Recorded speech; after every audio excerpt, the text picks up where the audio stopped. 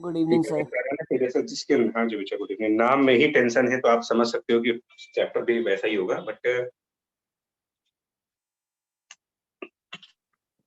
Sir ये chemistry वाले surface tension से अलग है क्या? उसमें भी पढ़ा था हम लोग ने एक बार। कब पढ़ लिया तुमने? सर किसी चैप्टर में पढ़ा था तो सर, याद वो नहीं। पढ़ा नहीं, तो वो बस मैम से पूछा था, तो मैम ने वो बताया था कि जो तो एक्वस टेंशन होता है जहाँ तक। नहीं वो यही होता है, केमिस्ट्री में भी यही है, अलग नहीं है इससे। सरफेस उस टाइम भी सरफेस मैम ने कहा था कि फिजिक्स में डिटेल में पढ़ोगे। दोनों का टॉपिक एक ही है बच्चा। वो प्रॉपर्टीज ऑफ सरफेस तो चाहे केमिस्ट्री साइंस तो एक ही है ना यार। साइंस को आप फिजिक्स बोलो चाहे केमिस्ट्री बोलो। खैर इसमें करना क्या है देखो, मैं बताऊं आपको। सरफेसेस के प्रॉपर्टीज के बारे में थोड़ा सा स्टडी करोगे। पहले मैं सिलेबस को ब्रीफली आपको बता दूं, इसमें क्या क्या पढ़ना है मुझे, कंटेंट क्या होगा इसका। तो पहले तो आपको सरफेस टेंशन का कॉज समझना है कि ये होता क्यों है, ठीक है, किसकी वजह से ये हुआ, मतलब टेंशन देने वाला कौन है। देन फिल्म्स के बारे में स्टडी करेंगे। फिल्म का मतलब कौन सी फिल्म? सपारात। फिल्म मतलब वो मूवी की बात नहीं हो रही, फिल्म मतलब एक लेयर। फिर आप बात करोगे ड्रॉप्स की और बबल्स की। मतलब इसमें जो हमारा सिलेबस और कंटेंट है वो कुछ ऐसा है। कॉज फिल्म्स के बारे में स्टडी करना है, ड्रॉप्स एंड बबल्स के बारे में स्टडी करनी है, एंड देन लास्ट में rise of liquid in the capillary tube. Rise of liquid in capillary tube. Total कुल मिला के ये 3-4 कंसेप्ट्स हैं हमारे। तो पहले ही आओ, सरफेस टेंशन का कॉज क्या है और सरफेस टेंशन क्या है, बेसिकली ये क्या चीज है। तो नाम से तो क्लियर है कि tension on the surface, surface के ऊपर जो टेंशन है वो सरफेस टेंशन है। बट इसकी वजह क्या है, रीजन क्या है इसका। तो एज यूजुअल किसी के भी टेंशन की वजह क्या हो सकती है भाई? किसी के भी टेंशन की वजह, आपके हमारे किसी को भी अगर किसी चीज की टेंशन है तो उसकी वजह क्या हो सकती है? फोर्स। Pressure, Pressure. फोर्स, कोई प्रेशर है। टेंशन बिना बात के तो आता नहीं है बैठे बैठे। मस्त कॉमेडियन मूवी चल रही है, अचानक से टेंशन में आ गया, यार ये कॉमेडी क्यों हो रही है ना। तो टेंशन मैं कह रहा हूँ कि अच्छा, कभी कभी आपको खुद की वजह से टेंशन हो जाती है क्या, अपने आप से, खुद की वजह से? या टेंशन टेंशन देने वाला कोई दूसरा होता है आदमी? Yes sir. दुनिया तो देखो। तो होते हैं जिनको अपने अपने आप से भी हो जाता है, बैठे बैठे खुद से ही टेंशन हो गई, यार मैं ऐसा क्यों हूँ। Yes sir. होते हैं ऐसे भी लोग होते हैं। यस सर, मेरे साथ होता है कभी कभार। अच्छा, बच्चा इसको सुधारो फिर। देखो यार, तो इसमें भी यही है एक्चुअली। क्या है कि ये मॉलिक्यूलर लेवल की थ्योरी है। थ्योरी बोल रहा हूँ इसलिए कि चुपचाप एक्सेप्ट करना होगा कि जब आप किसी लिक्विड की बात करते हो ना, तो जो मॉलिक्यूल उसके लिक्विड के अंदर है, इनसाइड लिक्विड मॉलिक्यूल्स की अगर हम बात करें, किसी भी मॉलिक्यूल की जो पानी में एकदम नीचे दबा कुचला बेचारा बैठा है, उसकी दुनिया में उसके चारों तरफ किस टाइप के मॉलिक्यूल्स होंगे। अगर अंदर कहीं एक लिक्विड का मॉलिक्यूल देखो तो इसको अपने चारों तरफ अपने ही जैसे लिक्विड के मॉलिक्यूल दिखेंगे। Yes sir. ठीक। एक बार बताओ, तुम्हारे नंबर बड़े खराब आए हो मान लो, ठीक, उसमें और मानना क्या है? जिस सोसाइटी में तुम रहते हो वहां आसपास सब तुम्हारे जैसे ही हैं, सब एक लेवल के हैं, क्या तब भी टेंशन होगी? अब थोड़ा रिलैक्स हो जाता है ना कि चलो हम अकेले नहीं है, सब एक जैसे ही हैं। तो सर देखो उसमें नेचर, मानना कुछ नहीं। साइंस कैसे काम करती है, जैसे हमारा नेचर है ना वैसे ही इस मॉलिक्यूल के अगल बगल इसके जैसे ही मॉलिक्यूल्स हैं, सिमिलर मॉलिक्यूल्स हैं जो इसी के जैसे हैं, रंग रूप में, शेप साइज में, हर तरीके से इसके जैसे मॉलिक्यूल्स इसके अगल बगल है, जो कि इस मॉलिक्यूल को अपनी तरफ अट्रैक्ट कर रहे होते हैं बाय द इंटरमॉलिक्यूलर फोर्सेस। ये सब इसको अपनी अपनी तरफ बुला रहे, तुम मेरे पास आ जाओ, तुम मेरे पास आ जाओ, तुम मेरे पास आ जाओ। सारे मॉलिक्यूल इसको अपनी तरफ अट्रैक्ट कर रहे हैं। ओवरऑल फोर्स कितना लगेगा अगर ये चारों तरफ एक जैसे मॉलिक्यूल से घिरा हुआ है, सराउंडेड था, zero. Surrounded by same type of molecules, और सब इसको अगर अट्रैक्ट करेंगे तो नेचुरल सी बात है, हम ये बोलेंगे कि इस मॉलिक्यूल पर नेट फोर्स जीरो हो गया। चारों साइड से फोर्सेस आपस में कैंसिल कर जाएंगे। लेकिन उस मॉलिक्यूल से पूछो जो बिल्कुल टॉप सरफेस पर है, उसकी दुनिया थोड़ी अलग है। जो मॉलिक्यूल टॉप सरफेस पर है, इसकी दुनिया थोड़ी अलग है। सर तीन तरफ लिक्विड, एक तरफ एटमॉस्फेयर। और इसको इसी बात की टेंशन है कि मेरी लाइफ थोड़ी अलग क्यों है। क्या अलग है इसकी लाइफ में यार? सर एक तरफ इस- एटमॉस्फेयर है, एक एयर भी है। हाँ, उसके लिक्विड जो है वो एक ही साइड पर है, इसी से इसको टेंशन हो रही है कि यार नीचे वाले मॉलिक्यूल के चारों तरफ लिक्विड है, मेरे तो हाफ साइड पर ही है, सिर्फ ऊपर कुछ है ही नहीं। अब इस बात की टेंशन हो रही है इसको। तो it is surrounded by liquid molecules on one side and on the other side it is surrounded by the molecules of some other medium, air, gas और may be some other liquid also. मतलब जो liquid इस तरफ है वो ऊपर नहीं है, कुछ अलग है उससे। फिलहाल मैं एयर मान के चल रहा हूं। तो इसके ऊपर रिजल्टेंट फोर्स किधर आएगा? अगर इस मॉलिक्यूल के ऊपर इन सारे ऊपर की मॉलिक्यूल्स के, अपवर्ड्स। अच्छा ध्यान से देखो क्या हो गया। मॉलिक्यूल्स के बीच में मोहब्बत होती है भाई, ध्यान रखिएगा।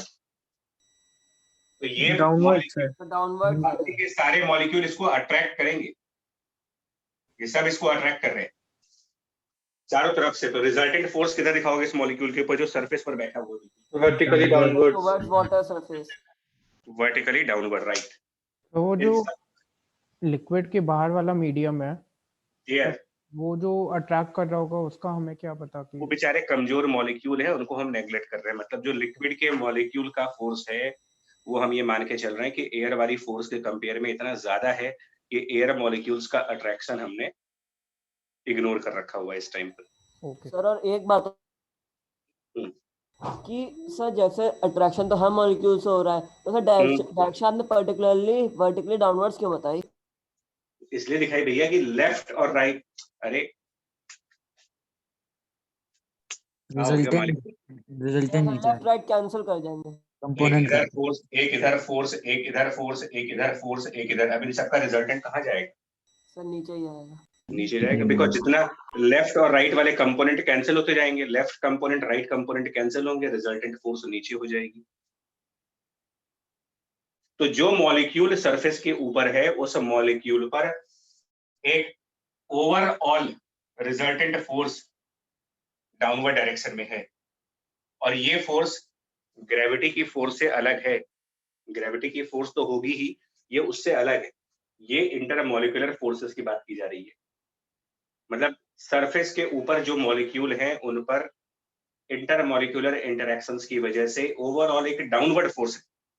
तो इससे क्या हो जाएगा भाई? अगर डाउनवर्ड फोर्स है तो इससे हो क्या जाएगा? सर नीचे आने लगेगा। तो नीचे मेनिस्कस बन जाएगा। नीचे जाएंगे नहीं, इनकम्प्रेसिबल लिक्विड है। तो एक सरफेस के हर मॉलिक्यूल पर अगर नीचे फोर्स है तो उससे होगा क्या?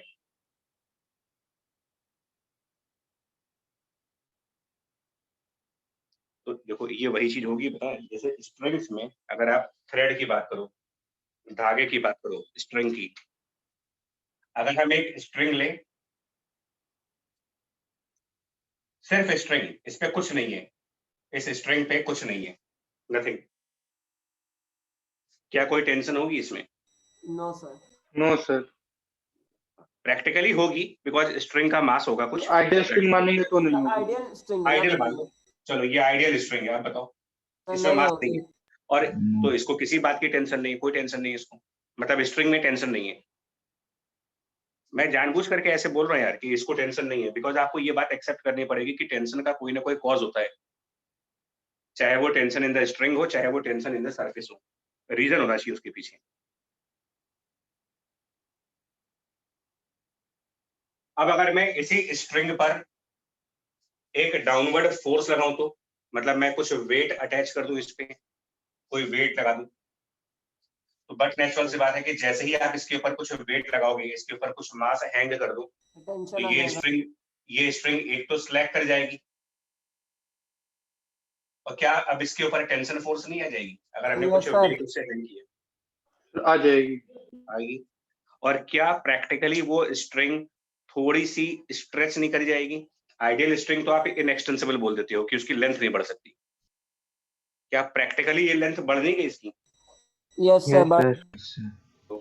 स्ट्रेच हो गया, मतलब स्ट्रिंग जो है वो डाउनवर्ड फोर्स की वजह से, इस डाउनवर्ड वेट की वजह से स्ट्रिंग स्ट्रेच हुई और उसके अंदर एक टेंशन फोर्स डेवलप हो गई, उसमें एक टेंशन डेवलप हो गई because of the downward force. मतलब अगर कोई पूछे कि स्ट्रिंग में टेंशन आने का कॉज क्या हुआ, cause of the tension force, answer will be this downward weight, क्योंकि जब ये वेट नहीं था तो हम कह रहे थे कि टेंशन फोर्स 0 होगा इसमें। जैसे ही वेट अटैच किया टेंशन फोर्स आ गई। इवन अगर ये कैलकुलेट करना हो कि टेंशन फोर्स कितनी आई होगी तो वो आप न्यूटन लॉ से आराम से कर सकते हो। अगर ये स्ट्रिंग थीटा एंगल पर गई हो तो निकाल सकते हैं इक्विलिब्रियम की कंडीशन लगा करके दोनों टेंशन्स के वर्टिकल कंपोनेंट्स ऊपर की तरफ जो आएंगे टी कॉस थीटा वो इस वेट के बराबर करके। Yes sir. Yes sir. Exactly same चीज यहाँ हो रही है। फर्क सिर्फ क्या है, यहाँ पर आप टेंशन जो पढ़ रहे हो वो एक लाइन के लिए पढ़ रहे हो because string is a line, tension in a line पढ़ रहे हो, और यहाँ पर आप टेंशन ऑन अ सरफेस पढ़ रहे हो, tension on a surface.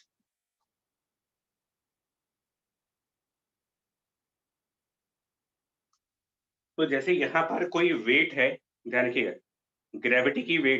Gravity की फोर्स की वजह से स्ट्रिंग में टेंशन डेवलप हो रही है। सिमिलरली यहाँ पर हम क्या बोल रहे हैं, इस इंटरमॉलिक्यूलर डाउनवर्ड फोर्स की वजह से सरफेस में टेंशन डेवलप हो जाएगी।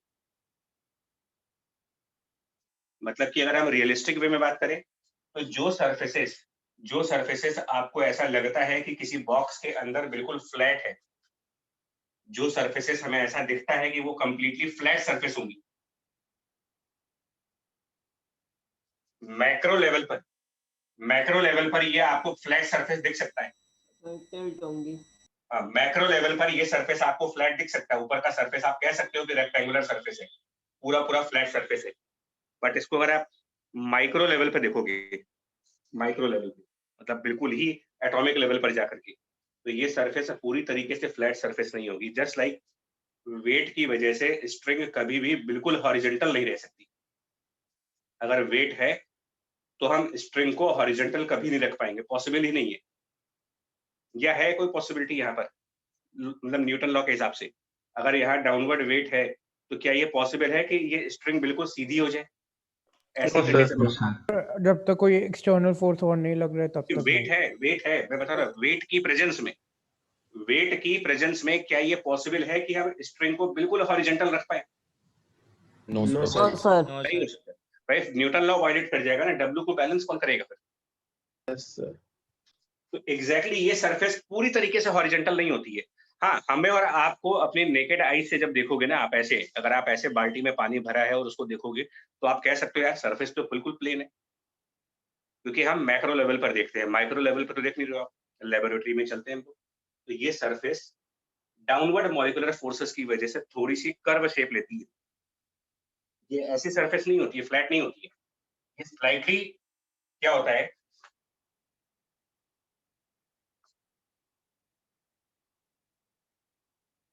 बता रहे हैं आपको, ये थोड़ा सा स्ट्रिंग की तरीके से बेंड कर जाती है, मतलब it is something like this. ये वैसे नहीं दिखेगा, मैं फिर से बोल दे रहा हूँ आपको, ये ऐसे आपको विजिबल नहीं हो पाएगा। अगर आप सोचोगे कि लो पानी भर के देखें, दिखेगा नहीं ऐसा। मतलब top level micro atomic level पर, मॉलिक्यूलर लेवल पर थोड़ा सा डिप है। और किसकी वजह से डिप हुआ? क्योंकि सरफेस पर जितने भी मॉलिक्यूल्स हैं, सरफेस के ऊपर जितने भी मॉलिक्यूल्स हैं, उन सब पर रिजल्टेंट फोर्स किस तरफ लग रहा है? उन सब पर बोले डाउनवर्ड। अब कोई भी सरफेस हो, हम कह रहे कोई भी सरफेस हो, आप कोई भी सरफेस हो, आप ये एक्टिविटी खुद कर लो, अपने आप करो ये एक्टिविटी। हम ये एक, मान लो ये रफ क्लॉथ है, इसको बिल्कुल सीधा पकड़ लीजिए आप, बिल्कुल सीधा एकदम स्ट्रेट। अब इसके ऊपर अगर हम कुछ लोड रख दें, इसके ऊपर कुछ वेट रख दें, क्या तब भी हम इसको बिल्कुल सीधा ऐसे रख पाएंगे? या जैसे ही इसके ऊपर कोई बैठेगा, कुछ मास रखोगे, ये हल्का सा ऐसे बेंड कर जाएगा ऐसे? अगर आप कुछ रखोगे इसके ऊपर, रख के देख लो आप, सर कितना बेंड कर जाएगा। बेंड कर जाता है। आप कितना भी टाइट स्ट्रेच कर लो, ज्यादा स्ट्रेच मत करना, वरना एक कॉटन होते हैं फट जाते हैं। फिर भी अगर मैं कह रहा हूँ आप अपना रुमाल निकालिए और उसको बिल्कुल स्ट्रेच कर दीजिए, तो आपको देखने पर लग सकता है कि बिल्कुल फ्लैट है। अब इस पे जैसे ही आप कुछ लोड रखोगे, ये फ्लैट सरफेस थोड़ी सी ऐसी डिप कर जाएगी ऐसे, और हम कहेंगे इसके अंदर टेंशन फोर्स डेवलप हो गई है। और जो टेंशन फोर्स डेवलप होगी वो सरफेस के पैरेलल डेवलप होती है। सरफेस के पैरेलल, सरफेस के पैरेलल, इस तरीके से ये टेंशन फोर्सेस आएंगे इसमें, पैरेलल टू सरफेस, सरफेस के पैरेलल डायरेक्शन में इसमें आप टेंशन फोर्सेस डेवलप करिए।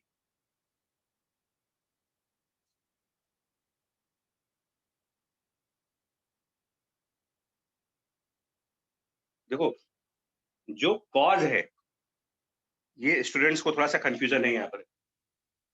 ये जो वेट है, ये कॉज ऑफ टेंशन फोर्स है। तो इसका ये मतलब थोड़ी हुआ कि टेंशन फोर्स इसी डायरेक्शन में लगेगा। टेंशन फोर्स वेट की वजह से आ रहा है, लेकिन किसी और डायरेक्शन में आ रहा है। वो उस डायरेक्शन में थोड़ी आ रहा है जिस डायरेक्शन में वेट लगा हुआ है। Yes sir. Similarly surface tension का कॉज इंटरमॉलिक्यूलर फोर्स है, जो कि downward, intermolecular force IMF, intermolecular force, ये नीचे है, ये कॉज है टेंशन का, बट टेंशन की डायरेक्शन कुछ और है। सरफेस टेंशन की जो डायरेक्शन है वो सरफेस के पैरेलल है, जस्ट लाइक टेंशन की जो डायरेक्शन है वो स्ट्रिंग के अलोंग है। जिसमें टेंशन है उसी के तो अलोंग आएगी। Tension in the Yes, string, sir. it is along string. Tension in the surface, it is along the surface. Sir अच्छा एक मिनट रुक जाओ, भी कंप्लीट कर ले फिर बता रहे हैं। हाँ पूछ लो, अच्छा पूछ लो, पता चला इसी से रिलेटेड डाउट। सर सरफेस पे सर जितने भी मॉलिक्यूल्स होंगे सर सब पे फोर्स लगेगी नीचे की तरफ सर सरफेस। तो सर जो सेंटर पे है सर, उस पे आपने सबसे ज्यादा नीचे क्यों किया है सर? मतलब सर क्योंकि अगर देखा जाए तो फिर सेंटर वाले पार्टिकल को सबसे ज्यादा मॉलिक्यूल वो अपने तरफ अट्रैक्ट कर नहीं वो बात नहीं है, उसका रीजन कुछ और है, थोड़ा सा उसका स्लाइट रीजन कुछ और है। जो एज होती है ना इसकी, ये एज जो कंटेनर के कांटेक्ट में होती है, यस सर। जो कंटेनर के कांटेक्ट में यहाँ पे जो एज होती है, मतलब आप देखो, मैं इसको ऐसे भी समझा सकता हूँ कि फिर वहाँ पे हालांकि दो जो डायरेक्शन में फोर्स हालांकि जो अविग्ना बोल रहे हैं वो भी कुछ हद तक सही आंसर है, वो भी कुछ हद तक सही आंसर है। रियलिस्टिक कंडीशंस में जो स्ट्रिंग्स होती हैं, रियलिस्टिक कंडीशन में आप कभी भी धागा बांधिए घर में आपके, या कहीं पर भी आप ऐसे स्ट्रिंग देखो, वायर देखो, परफेक्ट स्ट्रेट लाइन कभी नहीं मिलेगा आपको, परफेक्ट।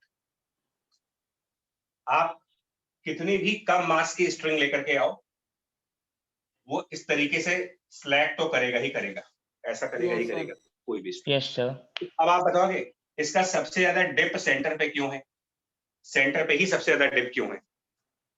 और यहाँ पर बिल्कुल डिप नहीं करता, यहाँ पर डिप नहीं करता ये, क्योंकि सर आपने इसको COM वहाँ पर है जहाँ इसमें। मास अटैच होगा clamps वहाँ होगा जितना सर हो। डिप ज्यादा। EOM तो है ही है वहां पर। उसके अलावा आप ये भी तो कह सकते हो ना कि यहाँ पर तो बधा हुआ है ना, ये Yes, sir, point of Yes, yes sir. Sir yes sir यहाँ पर बधा है, वो तो डिप करने जाएगा। Yes No, sir. sir.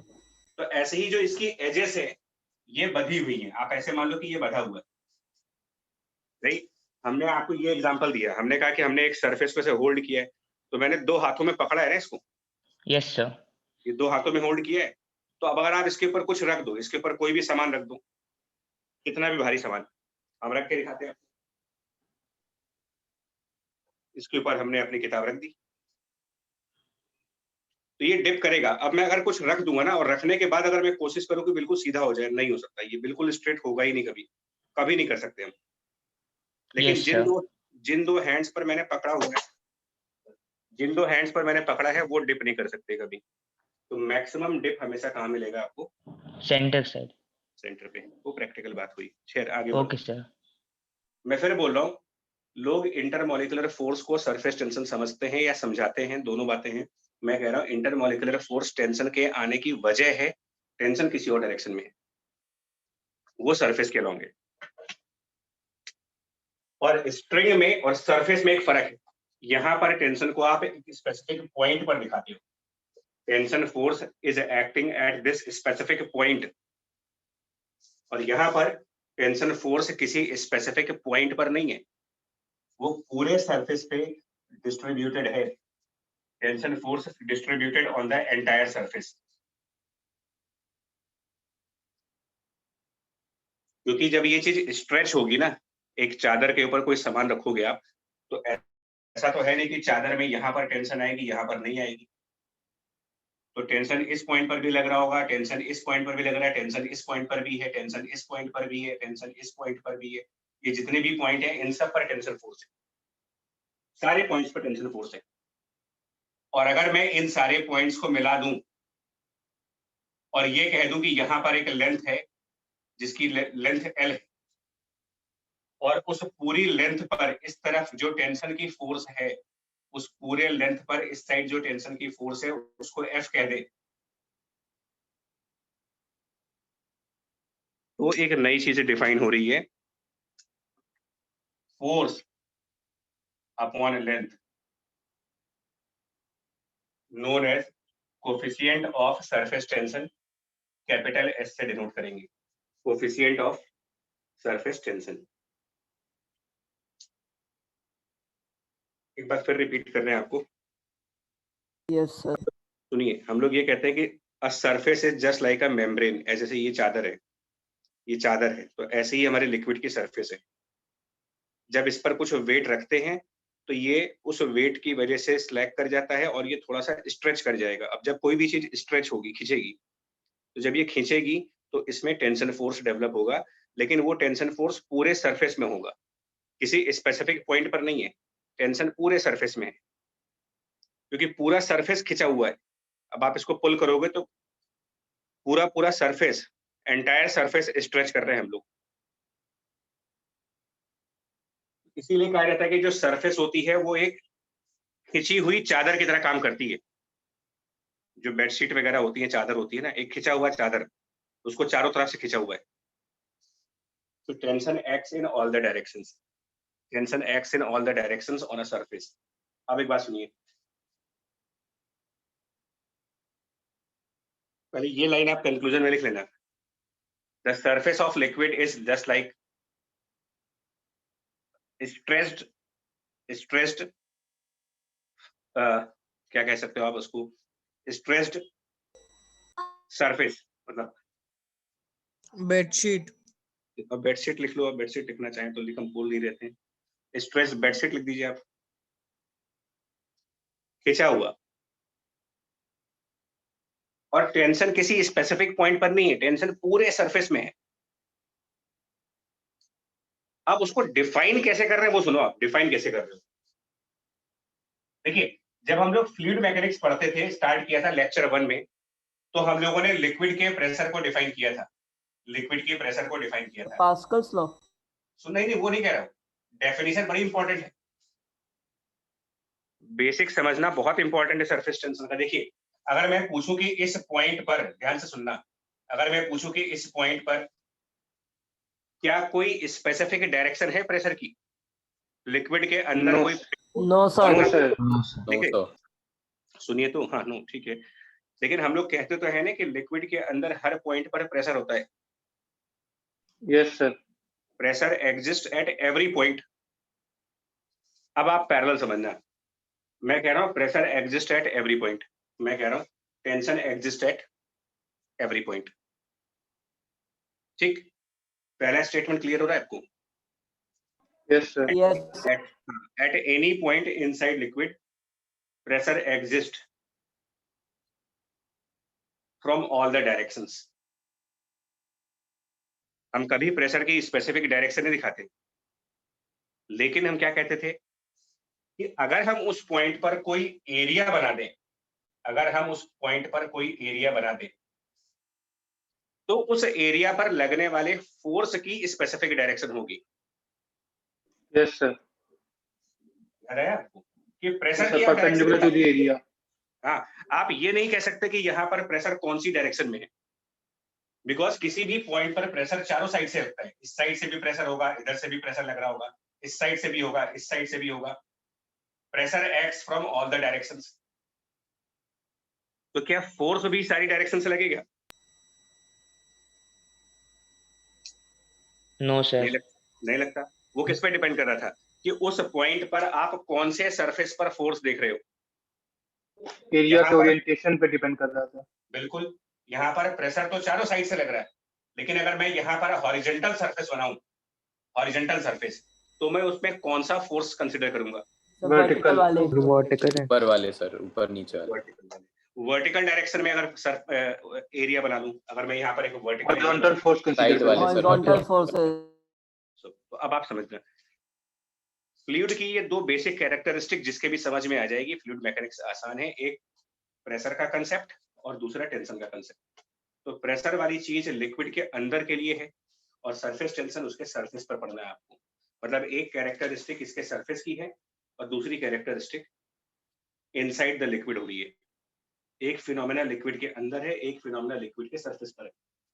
Liquid के अंदर जो फिनोमेना है वो प्रेशर के नाम से जाना जाता है, सरफेस पे जो फिनोमेना है वो सरफेस टेंशन के नाम से पड़ रहे।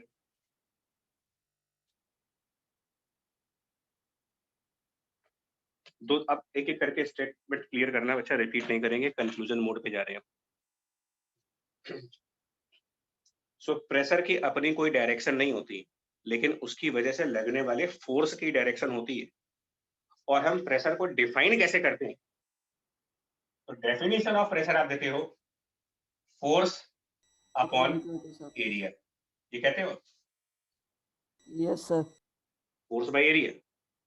अब कुछ लोग ये कहते हैं कि फोर्स तो वेक्टर क्वांटिटी है, फोर्स वेक्टर है और एरिया स्केलर क्वांटिटी है, तो वेक्टर को स्केलर से डिवाइड करने पर इसकी कुछ डायरेक्शन आनी चाहिए। ये थोड़ा सा मैथ और फिजिक्स में थोड़ी सी कह सकते हो डिफरेंस है। प्रेशर को मेजर करने का तरीका फोर्स बाय एरिया जरूर है, फोर्स में डायरेक्शन भी है, लेकिन प्रेशर में कोई डायरेक्शन नहीं है। मतलब पहली बार हम ऐसा बोल रहे हैं कि वेक्टर को किसी स्केलर से डिवाइड करने के बाद जो क्वांटिटी आएगी वो वेक्टर नहीं है।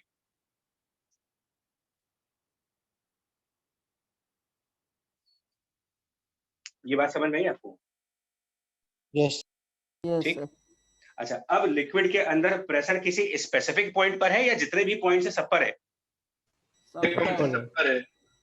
सर वो वेक्टर कहीं- स्केलर वाला आपने क्या बताया, एक बार दोबारा बता दीजिए। कहीं एक मिनट, आप कहीं पर भी लिक्विड के अंदर पॉइंट चूज कर लें, हर जगह आपको प्रेशर मिलेगा।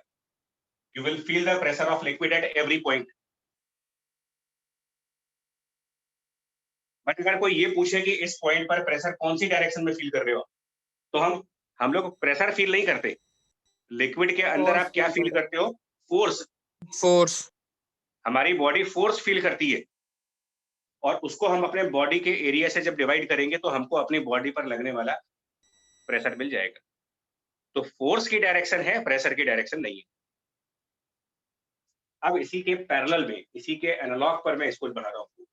मैं कह रहा हूं सरफेस के हर एक पॉइंट में टेंशन है। Every point on the surface is under a tension force. But उसकी खुद की कोई डायरेक्शन नहीं है।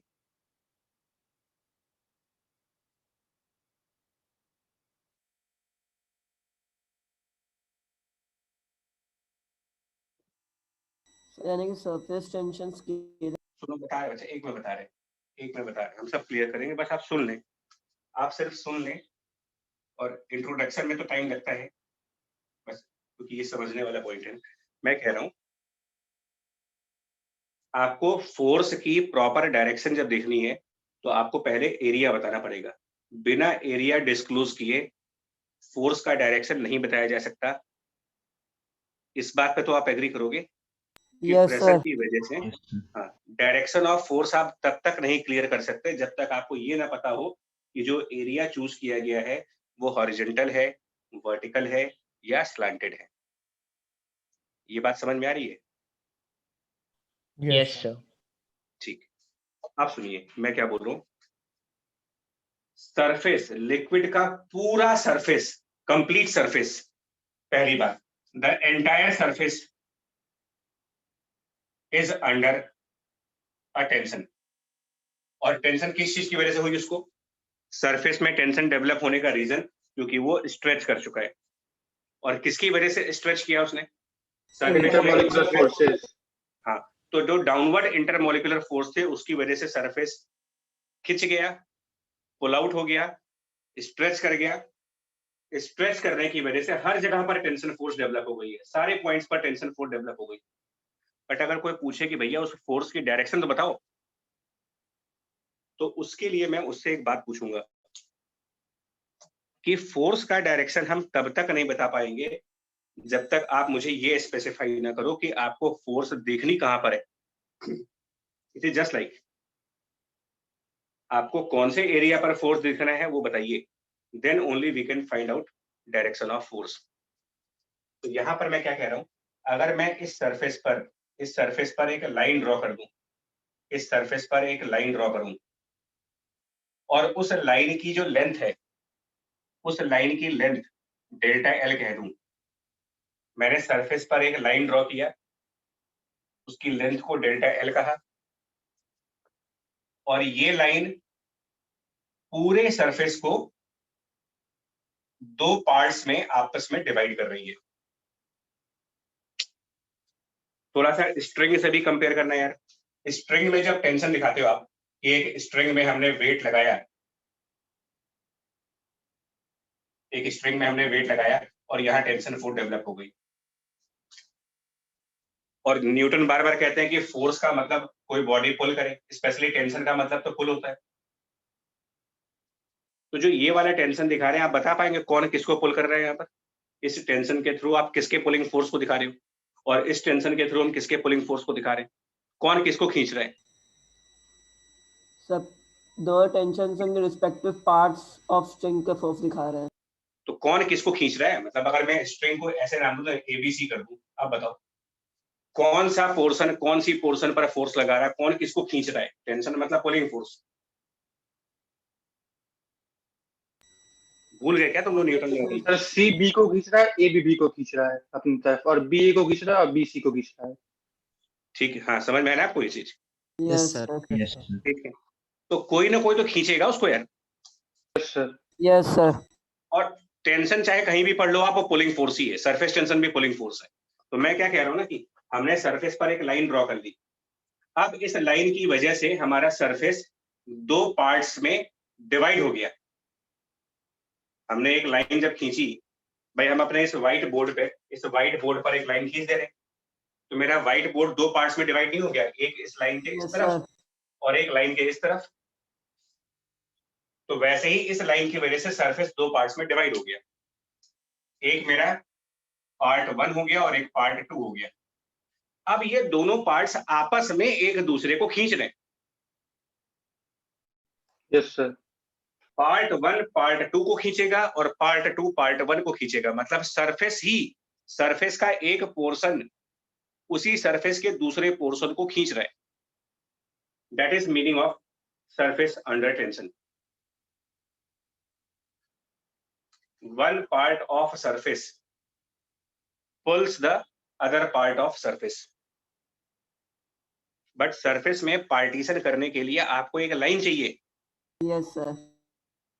तो जो पार्टीशन वाली लाइन होगी, पार्टीशन का लाइन का मतलब जिस लाइन से हम सरफेस को दो पार्ट्स में डिवाइड कर रहे हैं, पार्टीशंस कर रहे हैं, उसी लाइन के परपेंडिकुलर डायरेक्शन में, उस लाइन के परपेंडिकुलर डायरेक्शन में और सरफेस के पैरेलल, लाइन के परपेंडिकुलर, सरफेस के पैरेलल, ये दोनों एक दूसरे के ऊपर पुलिंग फोर्स लगा रहे हैं। मतलब एक फोर्स लेफ्ट साइड डायरेक्शन में लगेगा, एक फोर्स राइट साइड डायरेक्शन में लगेगा, जो कि सरफेस के पैरेलल है, लेकिन इस डिवाइडिंग लाइन के 90 डिग्री एंगल पर है। डिवाइडिंग लाइन के परपेंडिकुलर लेकिन सरफेस के पैरेलल, पार्ट 1 और पार्ट 2 म्यूचुअली एक दूसरे के ऊपर पुलिंग फोर्स लगा रहे हैं।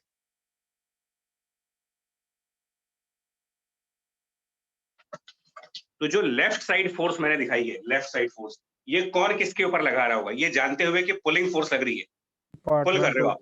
तो left side force part 1 part 2 के ऊपर लगा रहा है या फिर पार्ट 2 पार्ट 1 के ऊपर लगा रहा है? पार्ट 1 पार्ट 2 के ऊपर लगा रहा है। ये लेफ्ट वाला।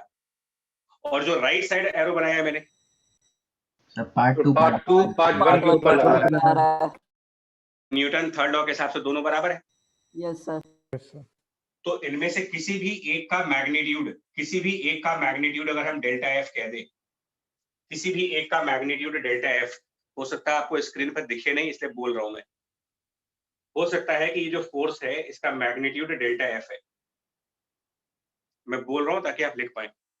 और लाइन जो है डिवाइडिंग लाइन वो डेल्टा एल है, तो delta F upon delta L, इससे हम डिफाइन करते हैं कोफिशिएंट ऑफ सरफेस टेंशन, जो खुद अपने आप में एक स्केलर क्वांटिटी है।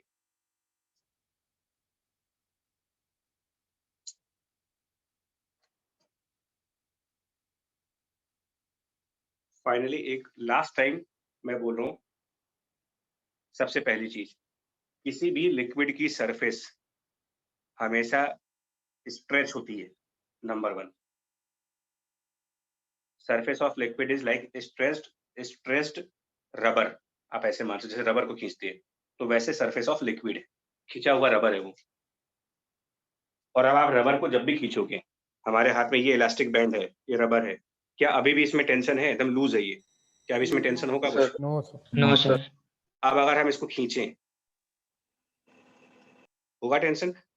Yes yes sir. Yes sir. छोड़ दे तो ये खट से वापस आ जाता है, बिकॉज इसमें इलास्टिसिटी है। तो जैसे आपका खिंचा हुआ रबर है ना, ऐसे ही सरफेस ऑफ लिक्विड है, खिंचा हुआ रबर है वो, उसमें टेंशन है, पहली चीज। अब if we consider a line on the surface of liquid, then the complete surface is divided in two parts. Complete surface is divided in two parts, and each part pulls the other part.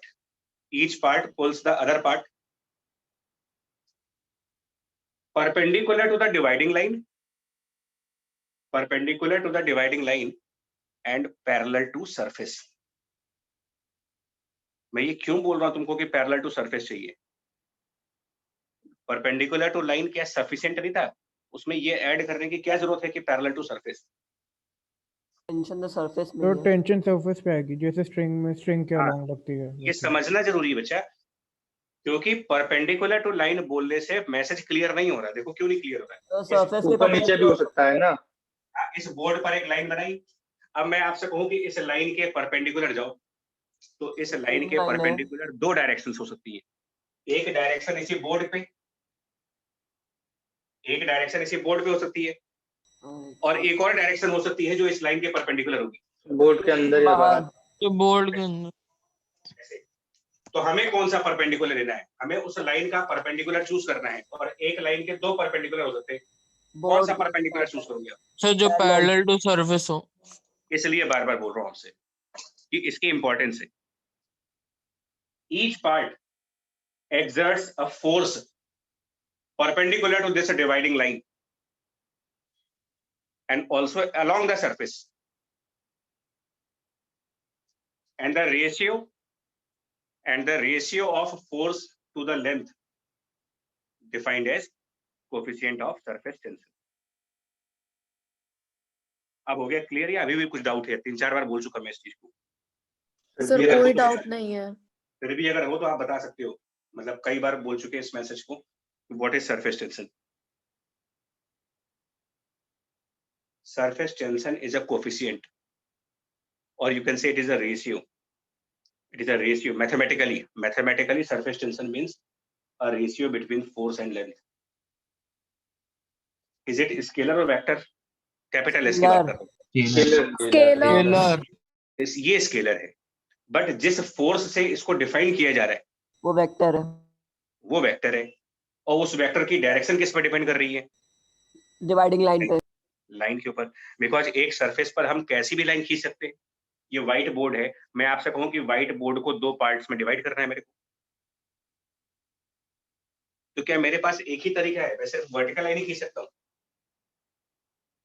कई सारी line खींच सकती है। Standard खींच लो। एक surface को दो parts में डिवाइड करने के न जाने कितने तरीके हैं।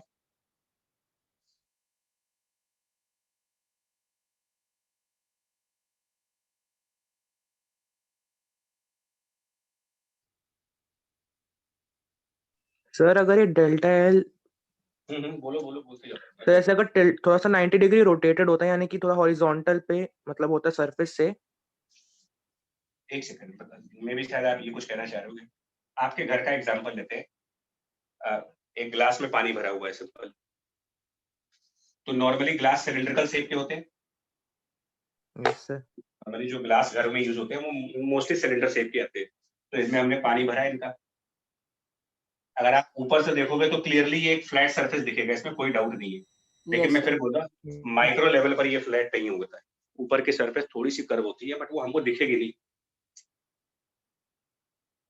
अब मैं क्या कह रहा हूं, मैं इस सरफेस पर किसी भी तरीके से एक लाइन ड्रॉ कर दूं, कैसे भी तिरछी लाइन। मैंने एक स्लैंटेड लाइन बना दी इसमें, तो क्या इससे मेरा ऊपर वाला सरफेस दो पार्ट्स में डिवाइड नहीं हुआ? हो गया हो सर। गया गया सर। सर। हो गया, हो गया। अब वो दोनों पार्ट्स के बीच में लड़ाई चल रही है, हम तुमको खींचेंगे, तुम हमें खींच लो। जो भी लाइन आपने बनाई, उस लाइन ने उस सरफेस को दो पार्ट्स में डिवाइड कर दिया। दोनों डिवाइड किए गए पार्ट खींच रहे हैं एक दूसरे को। क्या डायरेक्शन होगी फोर्स की? तो जो भी लाइन आपने बनाई है ना, perpendicular to line parallel to surface. हाँ, तो जो लाइन बनाई है उसके परपेंडिकुलर, लेकिन पैरेलल टू सरफेस मेंशन करना बहुत जरूरी है। तो इस लाइन के परपेंडिकुलरली हम फोर्सेस दिखा देंगे। इस लाइन के परपेंडिकुलर और सरफेस के अलोंग आप फोर्सेस दिखाओ। और ये फोर्सेस क्या रिप्रेजेंट कर रहे हैं मेरे को? कितनी ताकत से एक पोर्शन दूसरे वाले पोर्शन पर फोर्स लगा रहा है। फोर्स लगा रहे। हाँ, अब अगर आप लाइन किसी और डायरेक्शन में खींचना चाहते हो, आपकी मर्जी।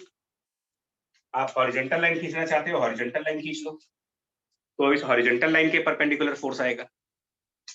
तब फोर्सेस हम ऐसे दिखाएंगे। अब बात समझ में आई आपको? सर तो माइक्रो लेवल पे अगर हम देखेंगे तो यहाँ पे जो मतलब जो वो अंदर पानी गया होगा थोड़ा कोन शेप्ड का होगा, जो हॉलो पार्ट होगा वहाँ पे। हाँ हाँ, फ्रस्टम टाइप का। कोन तो नहीं बोल सकते, बट वो इतना नोटिसेबल नहीं होता, कभी नहीं दिखता, उसकी जरूरत भी नहीं पड़ती हमें, क्योंकि हम लोग कुछ और पढ़ने जा रहे हैं अभी। ये बात बताओ पहले, समझ आई कि नहीं आई आपको यार? लाइन की पहला डायरेक्शन से मतलब सर पहला Yes, फर्क sir. कंसेप्ट है, पड़ मोस्ट नहीं बच्चा है इसमें, मोस्ट इंपॉर्टेंट कंसेप्ट है, लेकिन ये फर्स्ट कंसेप्ट है। फर्स्ट कंसेप्ट ये कह रहा है, on a surface of liquid, on the surface of liquid, if we consider any line which divides the surface into two parts, each part exerts other part in a direction perpendicular to the line, parallel to the surface,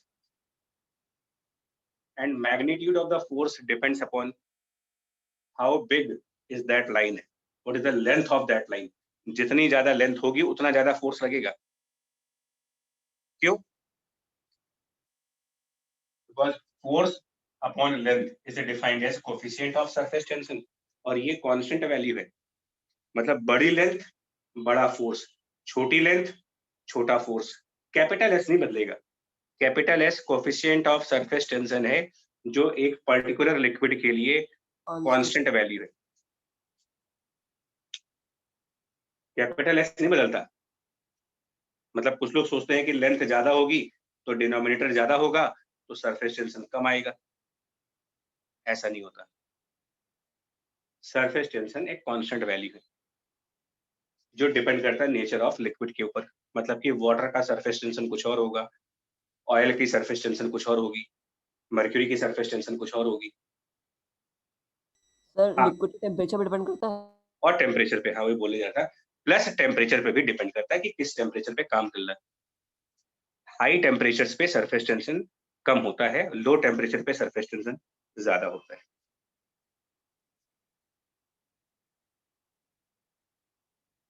दो बातें, ठीक है। First concept done हो गया भाई, मान लूं done हो गया, मतलब मान लेना कि कोई डाउट नहीं है। Yes sir. कोई doubt Yes, sir. Second point पर आते हैं, फिल्म्स।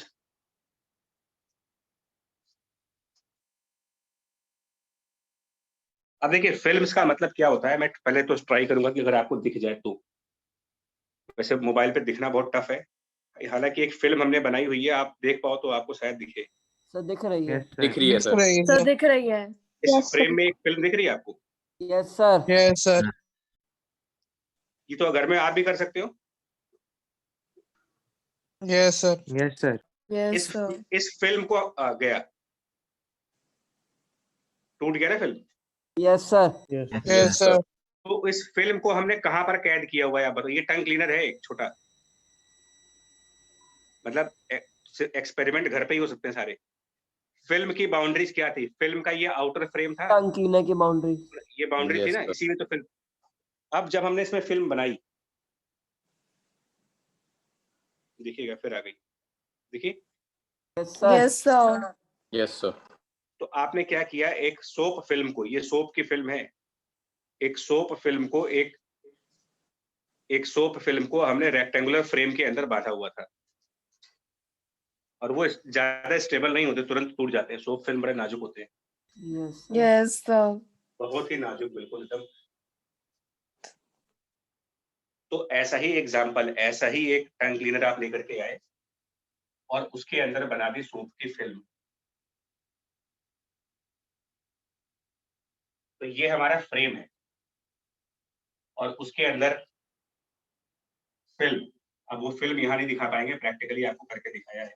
और बहुत आसान चीज है, घर में आप डिटर्जेंट, पानी और टंग क्लीनर सबके पास है, तो बनाओ, एक डिटर्जेंट घोलो और रिंग वगैरह में बना सकते हो, रिंग में भी फिल्म बन जाती है।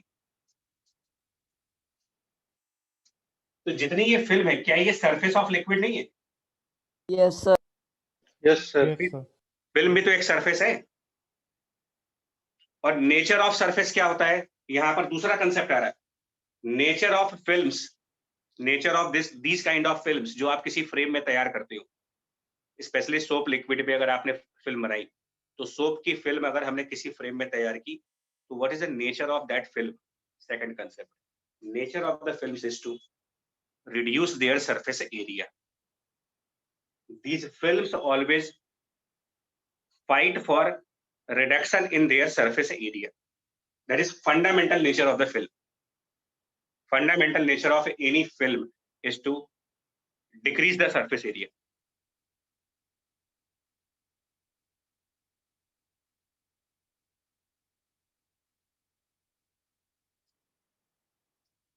जानते क्या होता है यार?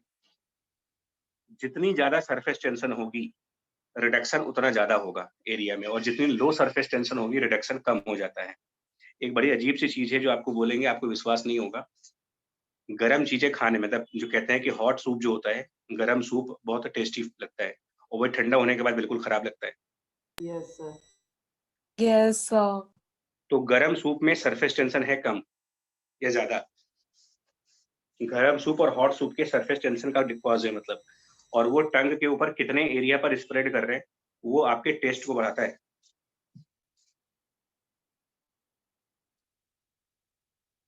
मतलब सरफेस टेंशन के कुछ खाने पीने से रिलेटेड भी प्रैक्टिकल एप्लीकेशंस हैं।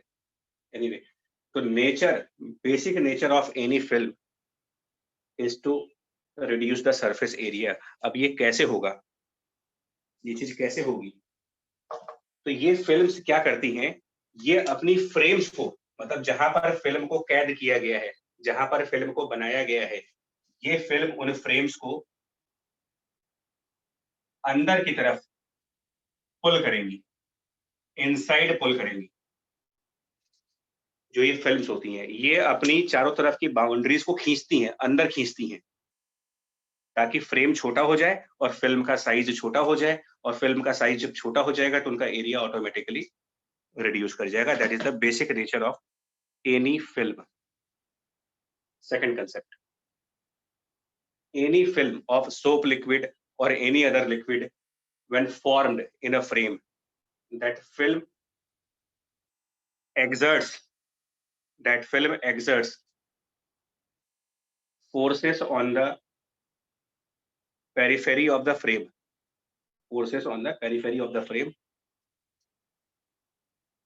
to minimize the surface area.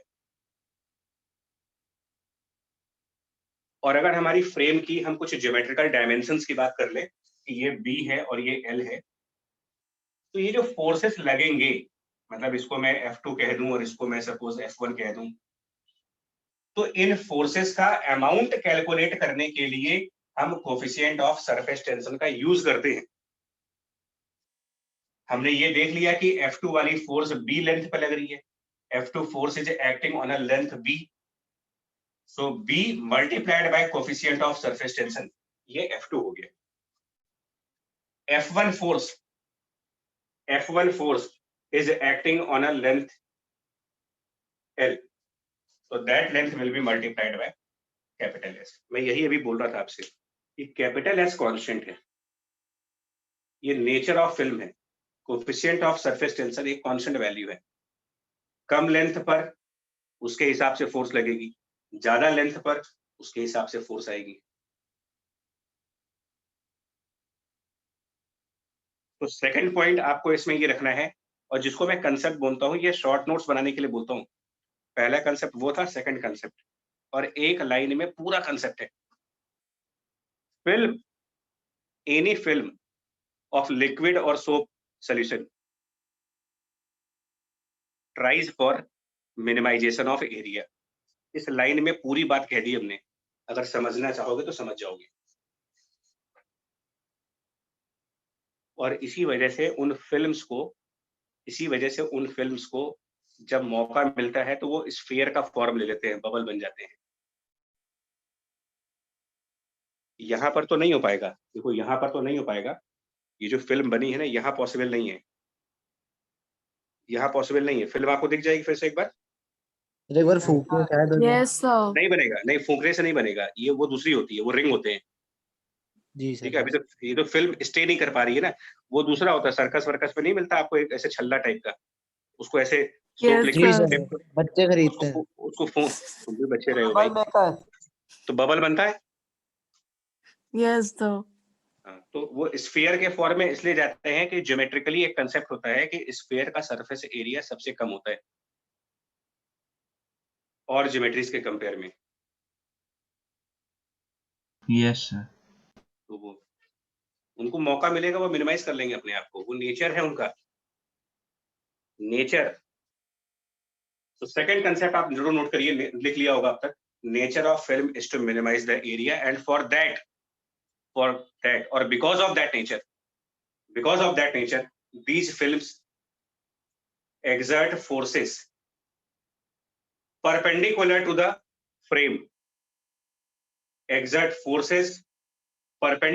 frame, and along the film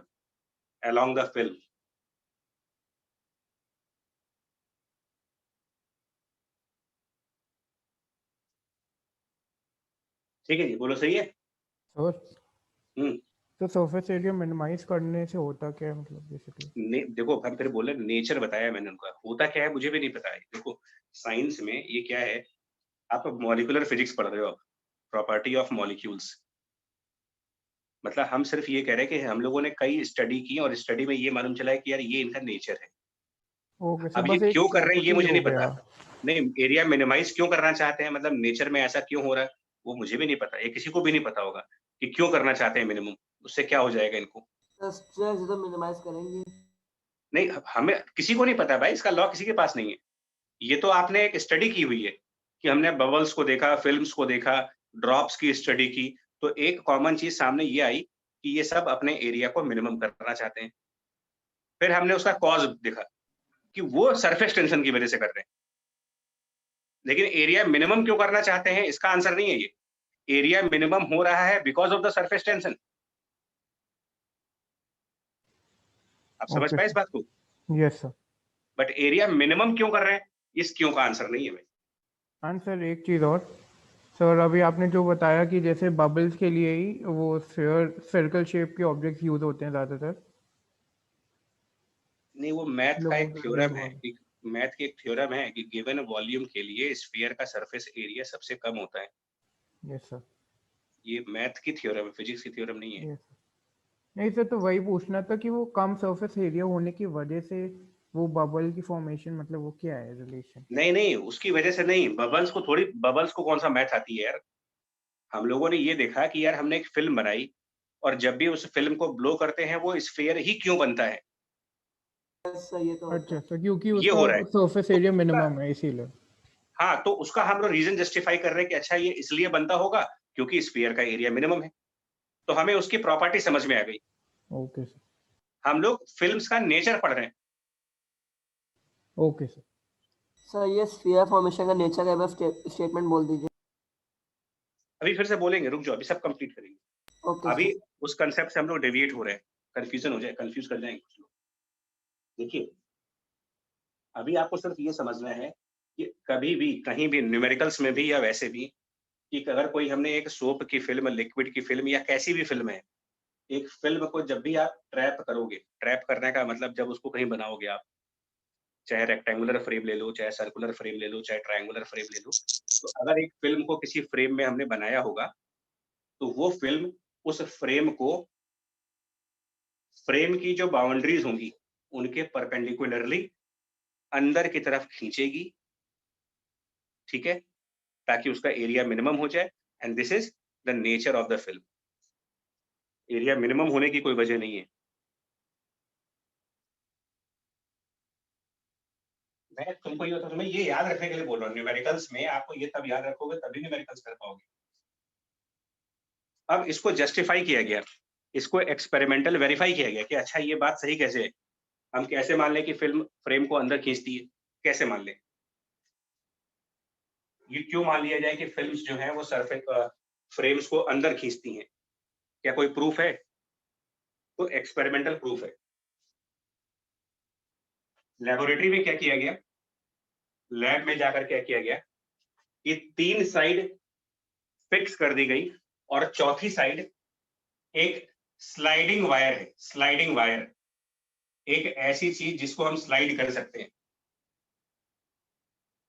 एक ऐसी चीज जिसको हम स्लाइड कर सकते हैं, और फिल्म बना दी गई। जैसे ही फिल्म बना के छोड़ा गया लैब के अंदर, ये स्लाइडर अंदर भागा, फिल्म बना के छोड़ते ही ये अंदर भागा। तो इससे क्या नेचर साबित हुआ?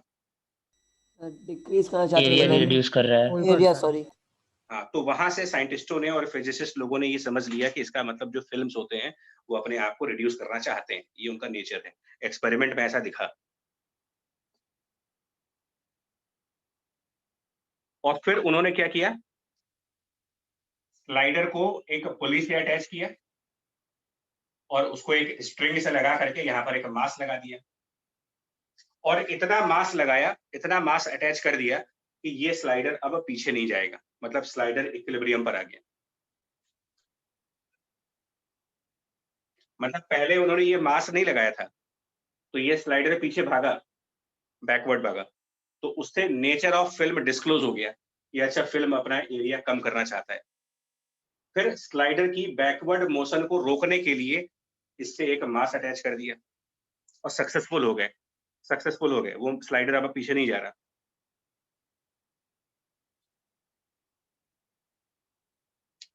तो क्या इस एक्सपेरिमेंट से कोफिशिएंट ऑफ सरफेस टेंशन का फॉर्मूला निकल सकता है? कोफिशिएंट ऑफ सरफेस टेंशन की वैल्यू आ जाएगी?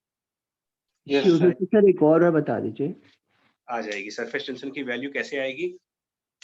क्योंकि फिल्म इस स्लाइडर को अंदर की तरफ कितने अमाउंट से पुल कर रहा होगा? तो जितना ये फिल्म स्ट्रिंग में स्लाइडर को या अंदर टेंशन कितनी लेंथ का स्लाइडर है? अगर ये बी है मान लीजिए, बी ई लेंथ का है, तो और इनटू सरफेस टेंशन, इनकी इनटू सरफेस टेंशन, यही तो फॉर्मूला चल रहा है आपको यस कि सर। जिस लेंथ पर सरफेस टेंशन की फोर्स देखनी है उस लेंथ को कोफिशिएंट ऑफ सरफेस टेंशन से मल्टीप्लाई करिए, आ गया force of surface tension. Yes sir. Yes sir. और ये बैलेंस किससे हो रहा है? एमजी सर से। टेंशन होगा ऊपरी एमजी से। लेकिन एक बात तुमको और समझनी पड़ेगी, एक बार फिर से मैं दिखा रहा हूँ, एक बार फिर से हम फिल्म बना के दिखा रहे हैं आपको। किसी भी फिल्म की 2 साइड होंगी, एक जो अभी मैंने आपके साइड रखी हुई है और इसकी एक साइड मेरी तरफ भी तो है। Yes sir. अब फिल्म हैज 2 सरफेसेस, एक इस तरफ भी सरफेस होगा, एक इस तरफ भी सरफेस होगा।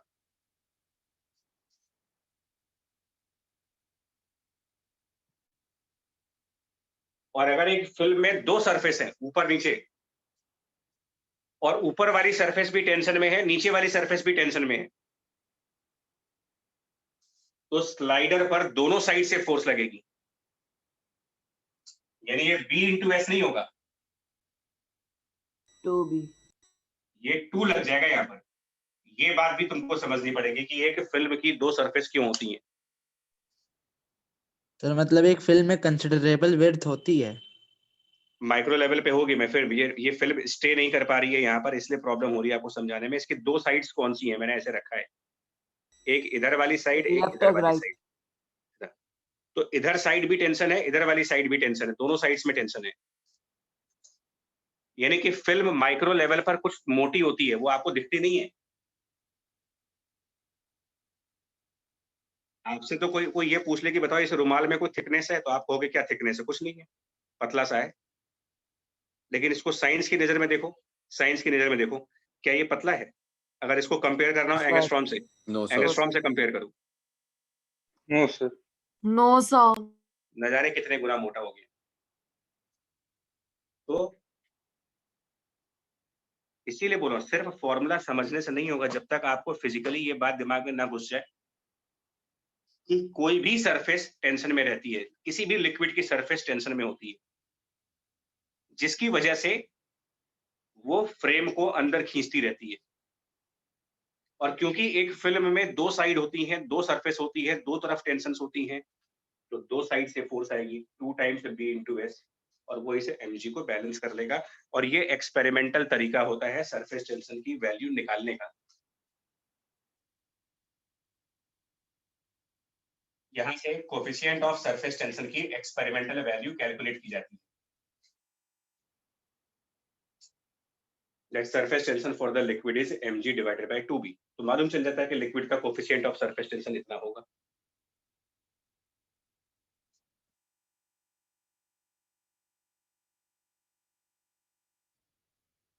ठीक है, ये भी बात समझ में आई आपको? नेचर ऑफ फिल्म क्लियर हुआ?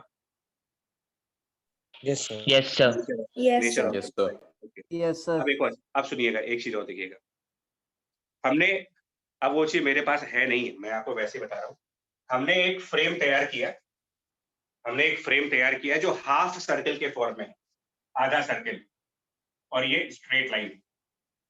ऐसा हमने एक वायर लिया और वायर का फ्रेम बना दिया, और इस फ्रेम के अंदर फिल्म तैयार की, इस फ्रेम के अंदर फिल्म डाल दी कोई। अब तो विजुअलाइज कर सकते हो फ्रेम डालने का मतलब क्या है, फ्रेम और फिल्म का यस क्या मतलब सर। है। Yes, sir. Yes sir. तो ये फिल्म उस फ्रेम को अंदर खींचेगी। डायरेक्शन ऑफ फोर्स क्या होगा? अगर ये सेंटर है, ये रेडियस है, तो सेंटर की तरफ। ये फिल्म इस लीनियर पोर्शन को, लीनियर स्ट्रेट लाइन सेगमेंट जो है, ये फिल्म इस स्ट्रेट लाइन सेगमेंट के ऊपर अंदर की तरफ फोर्स लगाएगी। Symmetric centre of the film की तरफ। ऐसे लगेगा। यही नेचर को समझना है यार, नेचर समझ में आ जाएगा तो न्यूमेरिकल अपने आप हो जाएंगे। जब तुमको ये बात समझ में आ जाएगी कि ये फंडामेंटल बिहेवियर है उनका, कि ये बाउंड्रीज को अंदर खींचते हैं ताकि अपने आप को छोटा करें। और इस कर्व साइड पर फोर्स कैसे दिखाएंगे? तो सरफेस टेंशन की फोर्स के बारे में, हाँ, सरफेस टेंजेंट के टेंशन, परपेंडिकुलर। बिल्कुल, सरफेस टेंशन की फोर्स के बारे में एक यूनिवर्सल लाइन जो पिछले 1 घंटे से बोला जा रहा है, जिस लाइन पर आप फोर्स देख रहे हो उसके परपेंडिकुलर दिखाओ, लेकिन सरफेस के अलोंग दिखाओ। तो अगर मैं इस कर्व लाइन पर सरफेस टेंशन की फोर्स देखना चाहता हूँ, कि force of surface tension on this curve line, तो लाइन के परपेंडिकुलर जाना है आपको।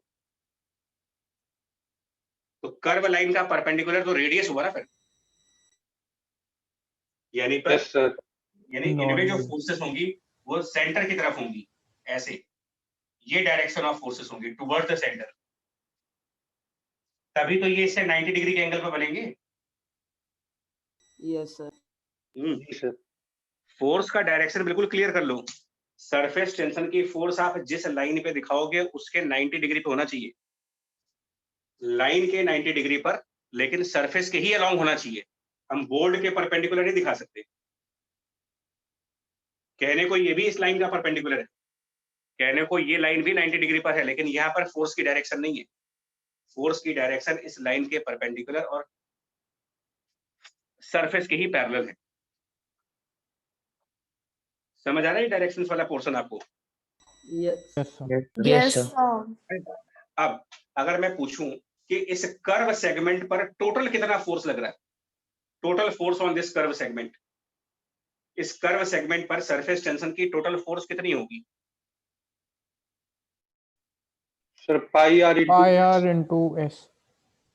हाँ, अब आपको समझना पड़ेगा। पहली बात तो ये क्लियर होगा कि सरफेस टेंशन की फोर्स का डायरेक्शन कैसे देखा जाता है। ये पहला कंसेप्ट डायरेक्शन का क्लियर हो गया। अब आया फोर्स बाय सरफेस टेंशन का अमाउंट कैसे पता लगाओगे, कि उसकी वैल्यू कितनी होगी। डायरेक्शन समझ में आ गई, वैल्यू कितनी होगी। तो कोफिशिएंट ऑफ सरफेस टेंशन को लेंथ से मल्टीप्लाई करके फोर्स मिल जाएगा। कोफिशिएंट ऑफ सरफेस टेंशन को आप लेंथ से मल्टीप्लाई कर लीजिए, फोर्स मिल जाएगा। आ जाएगा ना answer? Yes sir yes sir Yes, sir. Yes, sir. अच्छा, तो इस लॉजिक से ये लॉजिक तभी काम कर सकता है जब आपके पास ये जो लेंथ है वो बिल्कुल स्ट्रेट फॉर्म में हो, स्ट्रेट लेंथ हो। ये कुछ वैसा ही कंसेप्ट है कि प्रेशर की वजह से फोर्स निकालना हो। अगर आपको प्रेशर पता है और फोर्स निकालना है तो क्या तरीका लगाओगे? अगर आपको प्रेशर दिया जाए और फोर्स कैलकुलेट कर रहा हूं, प्रेशर की वैल्यू पता है और एरिया भी पता है, क्या करेंगे? फोर्स निकालने के लिए क्या कर दें? सर दोनों को मल्टीप्लाई कर देंगे। मल्टीप्लाई कर देते हैं। लेकिन अगर प्रेशर वेरिएबल है तो इंटीग्रेट इंटीग्रेट। मतलब कहने का मतलब ये हुआ।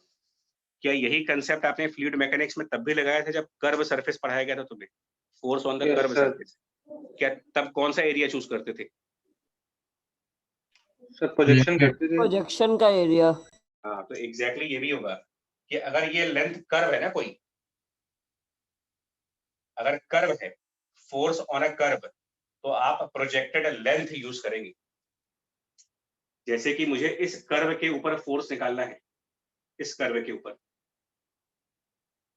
इस स्ट्रेट लाइन पर फोर्स निकालना है, ये आसान है। Force on this straight line, ये काफी आसान है, ये डायरेक्ट हो जाएगा। What is length of the line? Total length कितनी हो जाएगी इसकी? 2r 2r multiplied by capital S, ये फोर्स हो गया। लेकिन ये length geometrically pi into r है। अगर आप ये लेंथ निकालोगे तो ये पूरी लेंथ तो पाई इंटू आर हो गई ना। Yes sir. लेकिन फोर्स में हम पाई आर को कैपिटल एस से मल्टीप्लाई नहीं करेंगे। मतलब इस कर्व सेगमेंट पर फोर्स पता लगाने के लिए पाई आर को कैपिटल एस से मल्टीप्लाई नहीं करेंगे। इसकी प्रोजेक्टेड लेंथ, और प्रोजेक्टेड लेंथ क्या होती है? ये स्ट्रेट वाली 2r। हाँ, मतलब कि F equal to projected length into capital S. अगर आप कर्व के ऊपर कैलकुलेट कर रहे हो, अगर लाइन कर्व के फॉर्म में है तो आप प्रोजेक्टेड लेंथ यूज करें, अगर लाइन स्ट्रेट है तो L इंटू एस यूज करें।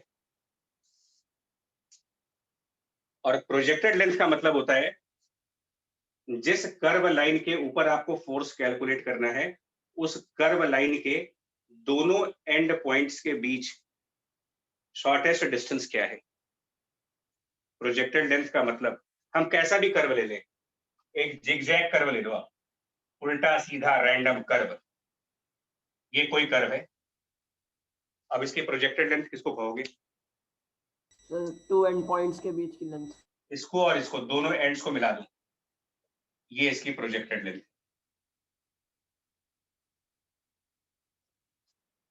काइनेमेटिक्स के लैंग्वेज में बात करें तो टाइप ऑफ डिस्प्लेसमेंट हो गया, काइंड ऑफ डिस्प्लेसमेंट कह सकते हो। यानी कि ये फिल्म इस सेमी सर्कल के ऊपर कितना फोर्स लगा रही होगी? 4rs। भैया क्या हो गया? 2rs। सरफेस टेंशन को प्रोजेक्टेड लेंथ से मल्टीप्लाई करना है। प्रोजेक्टेड लेंथ फॉर दिस हम पाई आर से नहीं करेंगे, प्रोजेक्टेड लेंथ 2r। बच्चे पे फ्रेम का बोल दिया। ये दूसरा कंसेप्ट हुआ। Second concept, which is about finding the force on frame due to the film. एक फिल्म अपनी फ्रेम पर कितना फोर्स लगाती है, ये पता लगाने के लिए आप F इक्वल टू LS का कंसेप्ट लगाओगे। डायरेक्शन ऑफ फोर्स हमेशा अंदर की तरफ दिखाना है, मतलब फिल्म रिड्यूस होना चाहती है अपने एरिया को। जिस सेगमेंट पर फोर्स कैलकुलेट होगा उस सेगमेंट के परपेंडिकुलर डायरेक्शन में दिखाना है। अगर वो सेगमेंट लीनियर है, सीधी स्ट्रेट लाइन है, तो डायरेक्टली L इंटू एस लगाना है, और अगर वो लाइन कर्व है तो प्रोजेक्टेड लेंस इंटू एस करना है। ये 4-5 स्टेप होंगे एक फिल्म की वजह से फ्रेम पर फोर्स कैलकुलेट करने के। सर बोलो, ये सारे पॉइंट आपने लिख लिए? Yes sir. एक फिल्म अपनी फ्रेम पर जो फोर्स लगा रही है उसको कैलकुलेट करने के स्टेप्स। सबसे पहले न्यूमेरिकल करते वक्त ये देखा जाएगा डायरेक्शन, तो उसका आंसर हुआ परपेंडिकुलर टू फ्रेम। दूसरा पैरेलल टू सरफेस। तीसरा if we are finding force on the straight part L into S, if we are finding force on a curve segment projected length into S। ये 4 step हो गए। आगे बढ़े? Sir एक doubt है sir, जैसे अभी हम लोग ने थोड़ी देर पहले बोला था कि ऊपर वाला सरफेस भी लगाता है नीचे वाला भी, तो सर यहाँ पे वो डबल हो जाएगा। हाँ हो जाएगा इसमें ना भी सर? double, बिल्कुल बिल्कुल। ये फ्रॉम वन साइड दिखाया जा रहा है, this is the force from one side of the film. Okay the other side of film will also exert a force. उसमें डबल कर देंगे इसको। सर तो फोर्स बाय कर्व्ड सरफेस हम लोग 4RS ही लिखेंगे ना? अब 4RS लिखेंगे, मतलब फाइनल आंसर जब आपका आएगा ना कि how much is the force, तो answer will be 4RS because of two side of a film. Sir जो नीचे का जो स्ट्रेट लाइन है वो हमारे फ्रेम में नहीं आता है? आता है ना। अरे फ्रेम, बिना फ्रेम के फिल्म कैसे बनेगी भाई? आप सोप लिक्विड की फिल्म बनाने के लिए फ्रेम तो चाहिए ना कोई। Yes sir. देखो अब फ्रेम ये भी हो सकता है, एक बात आपको दिखा रहे हैं, अगर बनेगा तो देखते हैं। अब नहीं बन रहा है यहाँ पर, सोप लिक्विड खराब हो गया है। बट अगर आप एक फ्रेश सोप लिक्विड ले रहे हो, फ्रेश सोप लिक्विड में अपने फिंगर्स को डिप कर दो एक फ्रेश सोप लिक्विड में, और आप अपने फिंगर को बढ़ाइए, के बीच में भी बन जाएगा। तो यहाँ भी फिल्म बन जाएगी। बीच में बनता है। तो ये यहाँ पर फ्रेम क्या है फिर? तो 2 उंगलियां। फ्रेम क्या है यहाँ पर? एक ये साइड, एक ये साइड। ये अभी नहीं बन रहा क्योंकि ये अब सोप लिक्विड 1 घंटा पुराना हो चुका है, तो अब इसमें फिल्म नहीं बनेगी। फ्रेश लिक्विड में बनता है वो।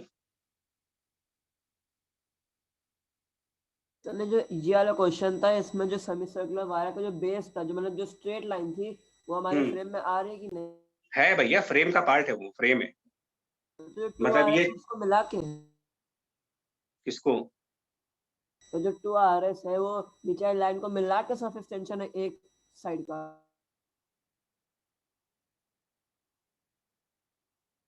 नहीं समझ पाया डाउट तुम्हारा, फिर से बोलो, एक बार फिर बोलो, बता रहे। नीचे हमने फ्रेम, सुनो फ्रेम मतलब मैं आपको बता रहा हूँ क्या है। एक और जो चीजें घर में आसपास मुझे दिख रही हैं वो मैं दिखा रहा हूँ तुम्हें। वो मेरे हिसाब से एक चीज शायद ये भी कंफर्म करना चाह रहा है कि पूरे के पूरे फ्रेम में ओवरऑल फोर्स कितना लगेगा। नहीं सुनिए, तो अब एक ये बैंगल है मान लो, तो ये बैंगल फ्रेम नहीं है, इसके अंदर फिल्म बन सकती है कि नहीं बन सकती? अगर इसको सोप के लिक्विड में बन जाएगी। सुनिए, आप सुनिए एक्सप्रेशन।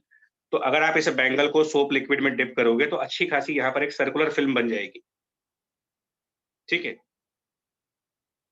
और उसमें 2 साइड भी होंगी, एक ऊपर वाली साइड और एक नीचे। 2 साइड्स बनेंगे ना, एक टॉप साइड और एक बॉटम साइड। तो अगर आप इस पूरे रिंग पर फोर्स पूछते हो मुझसे कि इस पूरे फ्रेम पर कितना फोर्स लग रहा है टोटल पे, तो इसकी प्रोजेक्टेड लेंथ कितनी है? Total force meter. अरे भैया मैंने कहा projected length is a kind of displacement.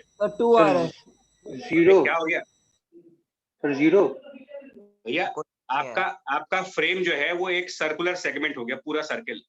तो एक कंप्लीट सर्कल में डिस्प्लेसमेंट क्या हो जाएगा, अब बताओ? 0 होगा। फिर प्रोजेक्टेड लेंथ क्या बोल रहे हैं? जो 2 फ्री एंड हैं उनके बीच क्या लेंथ है? इसमें फ्री एंड कौन से हैं मुझे बताइए? इस बैंगल में फ्री एंड कौन सा है? क्लोज लूप है। तो क्लोज लूप की प्रोजेक्टेड लेंथ क्या बनेगी? प्रोजेक्टेड लेंथ पॉइंट बनेगी। 0। तो अगर इसके अंदर कोई फिल्म होगी ना, और पूछा जाए कि इसके अंदर वाली फिल्म इस बैंगल पर कितनी फोर्स लगा रही है, तो मेरा आंसर होगा 0। 0 हम हाँ, किसी भी फ्रेम पे टोटल फोर्स 0 आएगा, यस सर, इस पे भी 0 आ रहा है। इसमें भी 0 आ रहा है। नीचे की स्ट्रेट लाइन पर 2RS की फोर्स ऊपर लग रही है और ऊपर के कर्व लाइन पर 2RS की फोर्स नीचे लग रही है, और ये जस्टिफाइड भी है। क्यों जस्टिफाइड है? अगर इसके अंदर एक फिल्म बनी और उसके बावजूद भी ये फ्रेम स्टेशनरी फ्रेम है, ये फ्रेम रेस्ट पे है, न्यूटन फर्स्ट लॉ के हिसाब से टोटल फोर्स कितना होना चाहिए इस फ्रेम के ऊपर? 0 0 इंटरनल जितना फोर्स फोर्स, इसका मतलब जितना फोर्स स्ट्रेट लाइन पर होगा उतना ही फोर्स कर्व लाइन पे लगना चाहिए। Yes sir. इसीलिए इसको ऐसे 2R बोल रहा हूँ। ओके सर, समझ। अभी क्लियर हुआ ये सब? Yes. Total force on the entire frame will be 0, but on some specific portion of that frame forces calculate करने को आ सकते हैं आपको। क्योंकि अगर total force on the complete frame 0 नहीं हुआ तो अकॉर्डिंग टू न्यूटन लॉ वो फ्रेम तो फिर एक्सेलरेट कर रहा होगा। और दुनिया में ऐसा कौन सा एक्सपेरिमेंट है कि किसी एक फिल्म को आपने एक्सेलरेट करता हुआ देखा होगा? भी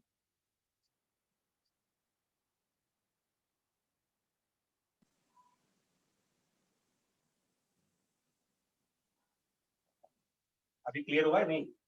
यस सर, Yes, क्लियर हो। sir. ठीक, चलिए जी, दो कंसेप्ट हो गए। तीसरा, which is the concept of drop and bubbles. Third concept, drop and bubbles, इनकी कुछ कैरेक्टरिस्टिक प्रॉपर्टीज है, वो क्या है? Property of drop and property of bubble क्या होता है?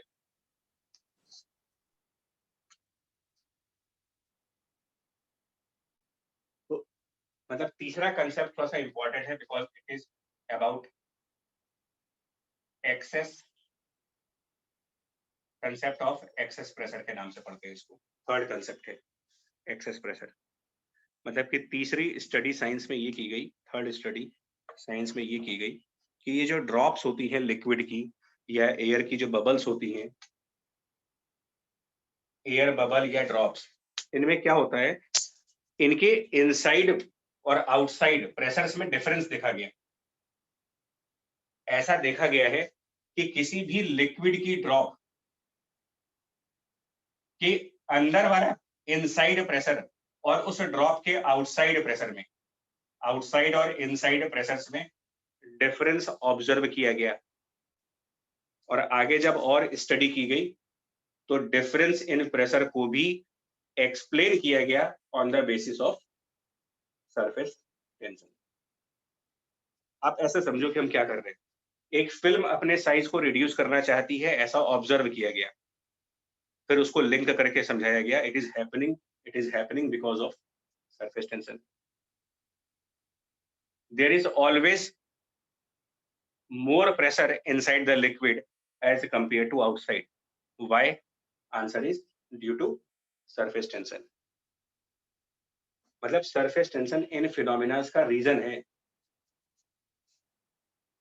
तो अब किसी ने ये पूछा कि भाई लिक्विड के अंदर का प्रेशर लिक्विड के बाहर की प्रेशर से ज्यादा है, और एक्सपेरिमेंटली भी प्रूफ होता है।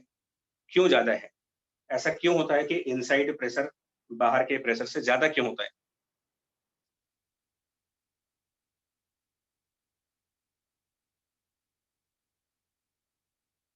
पॉइंट देखना, the pressure inside a drop, क्योंकि सर अंदर की ओर लग रही है फिल्म, जैसे फिल्म की बोलो तरह बोलो। वो अंदर की ओर, मतलब सरफेस एरिया कम करना चाह रहा है, तो इसलिए अंदर की तरफ फोर्स लग हाँ, रही है, तो इसलिए फोर्स। बिल्कुल बिल्कुल बिल्कुल, क्योंकि वो अपने आप को सिकोड़ना चाहता है ना। Yes sir. हाँ, तो पहले तो आप फैक्ट लिख लो। आप पहले ये फैक्ट आपको पता होना चाहिए, न्यूमेरिकल्स के पहले ये फैक्ट, न्यूमेरिकल यहीं से क्रैक किए जाते हैं। The fact, pressure inside the drop और bubbles is more than outside.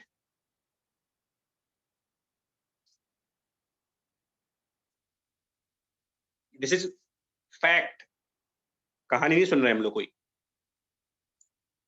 Natural fact है ये। और इस नेचुरल फैक्ट के पीछे जो रीजन है वो है सरफेस टेंशन।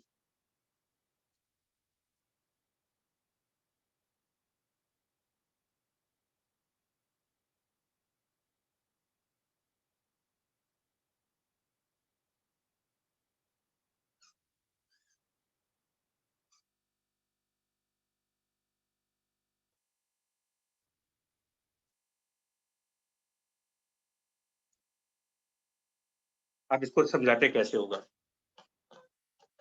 क्या दिख रहा है आपको? गुब्बारा, बैलून, बलून बलून, इसके अंदर भी हवा होती है कि नहीं होती है? कुछ और होता है? हवा होती है, होती है, हवा, एयर है। सर और हवा बाहर, होती है, इसके बाहर हवा, बाहर भी होती है। हवा, बाहर कि भी होती है। कौन सी एयर में ज्यादा प्रेशर होगा? जो इस बलून के अंदर एयर है उसमें ज्यादा प्रेशर है, या जो बाहर की नॉर्मल एयर है उसमें ज्यादा प्रेशर है? अंदर जो है, अंदर अंदर अंदर कैसे साबित करोगे इस बात को? सब फोड़ के, छोड़ोगे तो हवा, अजीब हो तुम तो कभी भैया साइंटिस्ट नहीं बनोगे। तुम ये साबित कैसे करोगे कि इसके अंदर वाली एयर का प्रेशर ज्यादा है? छोड़ सर वो दो ऐसे बलून को। खोल देंगे तो वो हवा बाहर बलून नीचे खोल, हवा बाहर आ जाएगी सर, और हवा में से low pressure to high pressure में प्रेशर कम था जाती है। और अंदर ठीक, चलो एक तो ये हो गया कि एयर की फ्लो देख लेंगे। अब मैं क्या कह रहा हूँ, आप इसको एक ड्रॉप तो मान सकते हैं ना, इसको बबल मान सकते हैं कि नहीं मान सकते हैं? एयर बबल टाइप, इसके अंदर हवा है यस सर, यस सर, और ये इसका सरफेस है, आउटर सरफेस। ठीक है, दिख तो रहा है सभी को? यस सर, यस दिख यस रहा है। सर, अब जो मैं कह रहा हूँ, जो करने जा रहा हूँ, उसको ध्यान से देखना। इसको प्रूफ कैसे करेंगे कि inside pressure is more then the outside pressure, and इस प्रूविंग को सरफेस टेंशन की लिंक कैसे करेंगे? इस ड्रॉप में आपको थोड़ा सा इमेजिन करना होगा, बिकॉज ये 3D फिगर है। तो जो भी ये स्फेरिकल ऑब्जेक्ट है, हम क्या करने जा रहे हैं, मैं इस स्फेरिकल ड्रॉप को के ऊपर एक लाइन ड्रॉ करने जा रहा हूं। उम्मीद करते हैं कि बलून बर्स्ट ना हो बस, क्योंकि एक ही बलून है मेरे पास, ये वाला।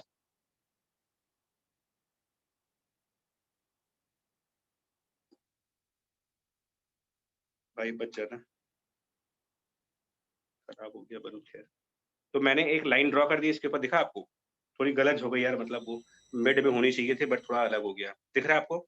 Yes sir, yes sir, yes yes sir, sir, क्या इस लाइन ने बलून के सरफेस को 2 पार्ट्स में डिवाइड नहीं कर दिया? सर कर दिया। यस कर दिया सर, एक इस लाइन के इधर वाला पोर्शन और एक इस लाइन के इधर वाला पोर्शन। ठीक है, मैं इनको इनके भी नाम लिख दे रहा हूं, एक लेफ्ट और एक राइट। ठीक है, विजिबिलिटी आई अभी आपको? Yes sir, yes sir, yes sir, अब ये लेफ्ट सरफेस राइट वाले सरफेस को अपनी तरफ खींचेगा। यही सरफेस टेंशन है। Yes yes sir, sir, yes sir, start हुआ था कि if you draw a line on the surface, और मैंने सरफेस पे तो बनाया, बलून के सरफेस पे तो लाइन बनाई है, then you are actually dividing the surface in 2 parts. Now each part will exert a force on the other part. That means left will pull the right portion and the right will pull the left portion. दोनों आपस में खींचेंगे। अब इस left portion की बारी आ गई। इसने कहा राइट वाले से कि तैयार रहो, मैं तुम्हें खींचने वाला हूं। तो लेफ्ट वाले ने इस लाइन के परपेंडिकुलरली इनको खींचना स्टार्ट कर दिया। Perpendicular to this line, perpendicular to this line, perpendicular to this line, all around. दिख रहा है आपको ये सब? Yes yes sir, sir, yes yes sir, sir, yes sir, क्या आप इस बात से कन्विंस हो कि ये सारे वेक्टर्स पैरेलल वेक्टर्स हैं? Yes sir, yes sir, yes sir, और अगर मैं यहाँ पर एक छोटा सा लेंथ चूज करूं, एक छोटा सा लेंथ जिसको मैं डीएल कह दूं, देखो बलून के ऊपर आज तक राइटिंग किसी ने नहीं की होगी इस तरीके से, और अगर अंदर प्रेशर ना होता तो हम लिख भी नहीं पाते। तो हमने एक छोटा सा सेगमेंट लिया डीएल। कितना फोर्स लगेगा अगर सरफेस टेंशन की थ्योरी समझ में आई है तो? STL, बोलो। STL, ठीक, तो ये फोर्स हो गया S, मतलब S इंटू डीएल। यहाँ ट्राई कर रहे हैं, अब जगह कम पड़ रही है, STL। अब इसके बगल में एक और लेंथ चूज कर ली मैंने, उसमें भी SDL की फोर्स आएगी। इसके बगल में एक और लेंथ चूज कर ली, इसमें भी SDL की फोर्स आएगी, और ये सारे फोर्सेस पैरेलल है। तो रिजल्टेंट फोर्स अगर निकालना हो कि इस पूरे लाइन के ऊपर रिजल्टेंट फोर्स कितना होगा, S into length of S D L S D L S D L S D L, और ये सब पैरेलल वेक्टर्स बन रहे हैं। तो जब हम इन छोटे छोटे टुकड़े पर छोटे छोटे टुकड़े की फोर्स ऐड करेंगे तो सभी की एक्सप्रेशंस में एस इंटू डी एल आएगा। yes sir yes sir S into D L one, S into D L two, S into D L three, S into D L four, S common हो जाएगा। D L one plus D L two plus D L three plus D L four plus D L five plus D L six plus D L seven. तो ये छोटे छोटे length add होते होते क्या बन जाएंगे मेरे लिए? Two pi r. इस सर्किल का circumference. yes sir yes sir 2 pi r. तो S into two pi r, S into two pi r को हम कहेंगे कि ये left segment, left surface, balloon का लेफ्ट सरफेस बलून के राइट सरफेस पर फोर्स लगा रहा है।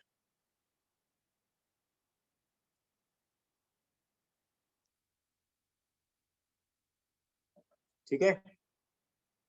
तो यहाँ पे एक डाउट है हम्म, सर, यहाँ पे हमने बबल्स वाले केसेस में डीएल ऐड ऑन करके सर्कमफ्रेंस कंसिडर की, तो वही फिल्म वाले केस में हमने उसको प्रोजेक्टेड लेंथ क्यों ली? बता देते हैं अभी, बता देते हैं। ये सारे वेक्टर पैरेलल है, बिल्कुल सही बोल रहा हूँ। वो पैरेलल नहीं थे वहां पर पैरेलल वेक्टर्स नहीं मिलेंगे आप। यस सर, ठीक। इसीलिए मैंने थोड़ा सा आपको लाइव दिखाने की कोशिश की है, क्योंकि अगर मैं बोर्ड पे दिखाता तो शायद ये बात समझ ही नहीं आती। अभी अगर आप इस बलून के थ्रू पिक्चर सामने बन रही है, एरो सामने है, तो इसमें इसको विजुअलाइज करने में कोई प्रॉब्लम नहीं है कि ये सब पैरेलल वेक्टर्स हैं। Yes sir. Yes sir. तो इसी को हम अब बोर्ड पे ड्रॉ करेंगे। अब वहां नहीं समझ में आएगा, पहले बोल दे रहा हूं। मैं बोर्ड पर जो डायग्राम बनाऊंगा वो ऐसे बनाऊंगा, कह दूंगा कि ये एक बबल है। आपको 3 डायमेंशनल तो डायग्राम दिखेगा नहीं।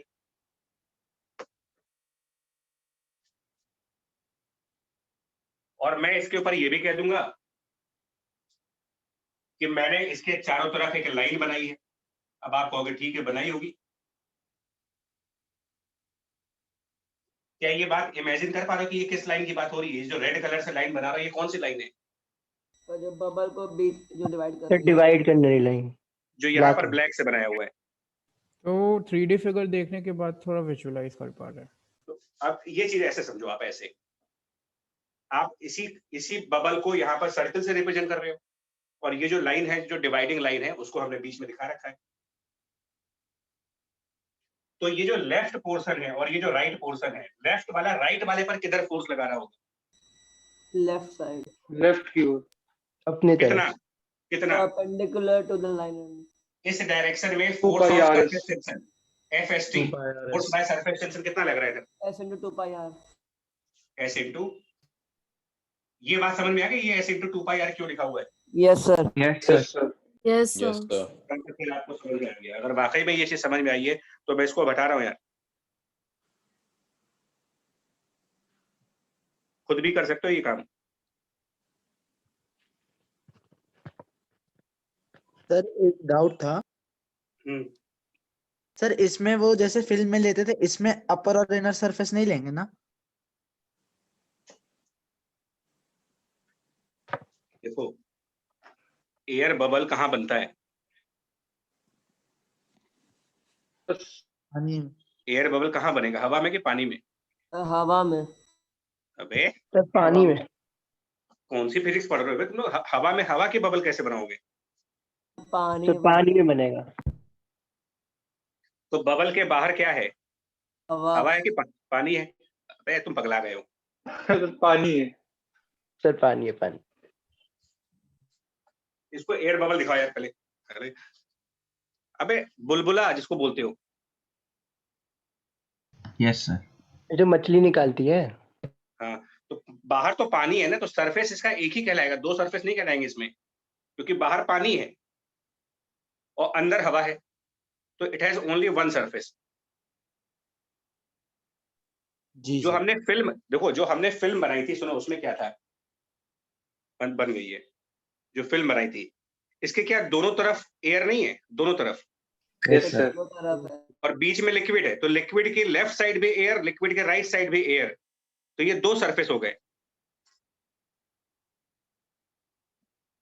अब इसका भी 2D व्यू देखोगे ना, तो 2D व्यू है। जब आप फिल्म ड्रॉ करते हो, कहते हो कि ये फिल्म है, तो फिल्म के ऊपर एयर और फिल्म के नीचे भी एयर, तो ये आपका सरफेस 1 है और ये सरफेस 2 है। That's why film has 2 surfaces. A surface means separation of 2 medium. ध्यान रखिएगा, surface means separation of 2 medium. तो on the top side we are separating air and liquid, so that is why it is a film, it is a surface. On the bottom side we are again separating liquid and air, surface 2. ये definition of surface है, separation of 2 mediums.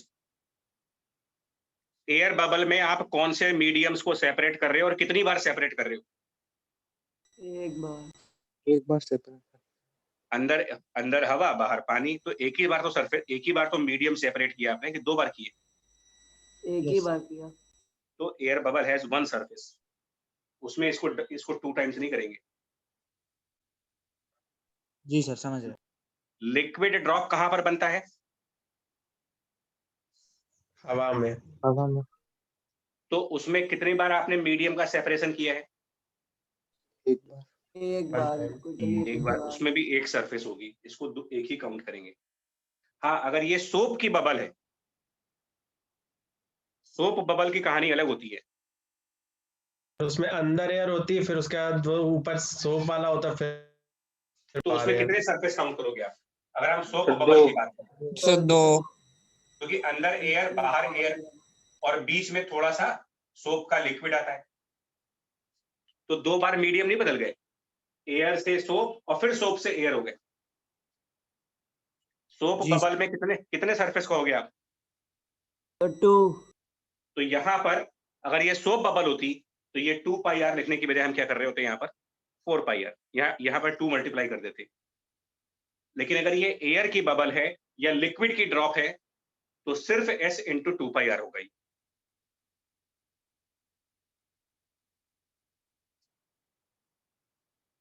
ठीक है, बोलो। जी sir, समझ। Yes. तो अब क्या हुआ, इस बबल के 2 पार्ट्स आपस में लड़ रहे। लेफ्ट वाला पार्ट राइट वाले पार्ट को खींच रहा है पूरी ताकत से, S इंटू 2 पाई आर से। Left portion is pulling the right portion towards itself, and that is because of surface tension. But क्योंकि अंदर का प्रेशर बाहर के प्रेशर से ज्यादा है, तो इसके ऊपर एक ओवरऑल प्रेशर की फोर्स बाहर लग जाएगी। अंदर का प्रेशर बाहर की प्रेशर से ज्यादा है, तो इन दोनों के प्रेशर डिफरेंस की वजह से, इस कर्व सरफेस पर फोर्स आएगी। एंड रिकॉल करिए, कर्व सरफेस पर फोर्स निकालने के लिए कौन सा एरिया मल्टीप्लाई करूंगी? सर प्रोजेक्शन का। प्रोजेक्टेड। क्या बनेगा इसका प्रोजेक्शन एरिया? 2R। एरिया मालिक, एरिया सर सर्कल बनेगा पाई आर स्क्वायर। तो हेमिस्फीयर का प्रोजेक्शन सर्किल बनता है, मल्टीप्लाई होगा पाई आर। ये सब कंसेप्ट हैं, सारे कंसेप्ट हैं जो स्टूडेंट्स को बड़ा ऑब्वियस लगता है, इंट्यूटिव लगता है कि ये एक्सक्यूज मी सर, एक बार ये फिर से बता दीजिए सर, डिस्कनेक्ट हो गया था। हमने कहा अंदर वाली एयर का प्रेशर बाहर वाली एयर की प्रेशर से ज्यादा है। अगर दोनों तरफ बराबर प्रेशर हो, दोनों तरफ इक्वल प्रेशर होता तो प्रेशर एक आपस में कैंसिल हो जाते। बट क्योंकि इंटरनली प्रेशर ज्यादा है, तो उस difference of internal and outside pressure की वजह से इस कर्व सरफेस के ऊपर एक प्रेशर की वजह से फोर्स लगेगी, force by pressure, which is calculated as pressure into projected area, not 2 pi r square. Curve surface का प्रोजेक्टेड एरिया ये सर्किल कहलाता है, पाई आर स्क्वायर। और ये थ्योरी पहले बताई गई थी, फिर इसमें आज की नहीं बता रहा हूं मैं। यस सर, बता चुके हैं। और ये दोनों आपस में बैलेंस कर देते हैं। तो राइट वाला पार्ट रिलैक्स हो जाता है कि ठीक है, लेफ्ट वाला मुझे सरफेस टेंशन की वजह से अंदर खींच रहा है, लेकिन प्रेशर डिफरेंस की वजह से मुझे बाहर फोर्स मिल रही है। मतलब एक फैक्टर की वजह से, सरफेस टेंशन वाले फैक्टर की वजह से इनवर्ड फोर्स, लेकिन प्रेशर वाले फैक्टर की वजह से आउटवर्ड फोर्स, और ये दोनों का आपस में एडजस्टमेंट हो जाता है। मतलब कि ये दोनों आपस में बैलेंस कर देते हैं, हो जाते हैं। बैलेंस कर देते हैं, और बबल जो है हैप्पीली अपनी लाइफ को एंजॉय कर रहा होता है। बच गया मैं, करके दिखाओ बैलेंस।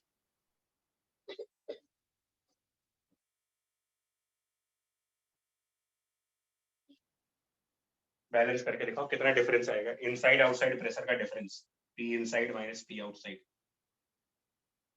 कैलकुलेट करिए, 2s/r आ जाएगा।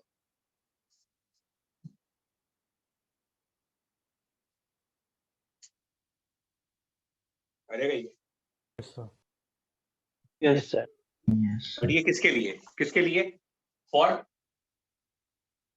एयर बबल जिनमें एक सरफेस हो, या फिर वाटर ड्रॉप्स, लिक्विड ड्रॉप। अगर ये सोप की बबल होती तो यहाँ s इंटू 4s/r हो जाता है। ट्वाइस हो जाता है। 4s/r हो 2 टाइम्स हो जाता है। 4s/r for soap bubble. Specific answer है वो, soap bubble internal pressure minus external pressure is 4s/r। Soap की बबल में P inside minus P outside is 4s/r।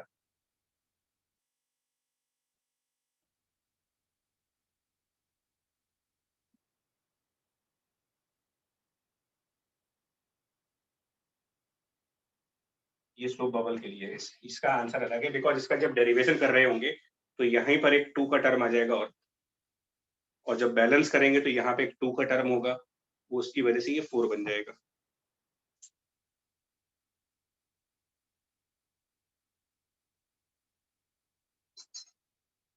ठीक है जी। Yes sir. Yes, बबल में sir. अब आप 4s बता ही सकते हो आएगा ना, कि क्योंकि दोनों तरफ से लगेगा वो। दो सरफेस होंगी तो सरफेस, और दोनों सरफेस में टेंशन होगी ना एक्चुअली, यस सर। तो दो साइड से फोर्सेस लगेगी। हाँ, सर सोप बबल को भी स्फेरिकली रखेंगे ना, बबल सारे एबिलिटी। स्फेरिकल। ये हम बबल्स जितने भी हम पढ़ रहे हैं वो स्फेरिकल बबल्स पढ़ रहे हैं, जितने भी Yes. आपने पढ़े हैं ये सब स्फेरिकल है। सुनिए, पहली बात ये बताओ, फिजिक्स के पॉइंट ऑफ व्यू से, मैथ्स के पॉइंट ऑफ व्यू से नहीं, फिजिक्स के पॉइंट ऑफ व्यू से, if there is extra pressure inside the bubble, if there is extra pressure inside the bubble, then what is the reason for equilibrium of the bubble? Because if there is extra pressure inside, so there must be some outward force. Who is balancing that outward force? Surface tension. Surface tension. Surface tension. यही बोल रहा हूँ, surface tension, the force of surface tension balances the force of pressure difference. ये एक और concept add हो गया, and due to this balancing, due to the balancing of these two forces, a mathematical relation is that pressure difference is 2s divided by r. ये mathematical relation है। So concept है force by surface tension and the pressure are balanced, ये concept है। Outcome है difference is 2s/r और 4s/r। But ये तभी है ना जब हम spherical drop की बात कर रहे हो, spherical bubbles की बात कर रहे हैं। इमेजिन करें अगर हमारे पास ड्रॉप सिलिंड्रिकल शेप्स की होती तो कैसा होता? अगर हमारे पास सिलिंड्रिकल शेप की ड्रॉप होती,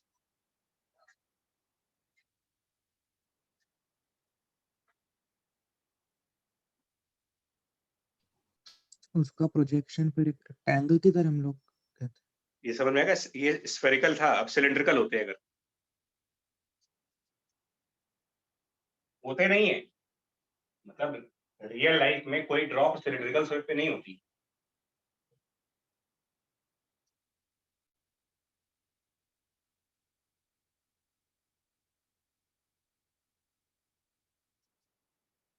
देखो मैं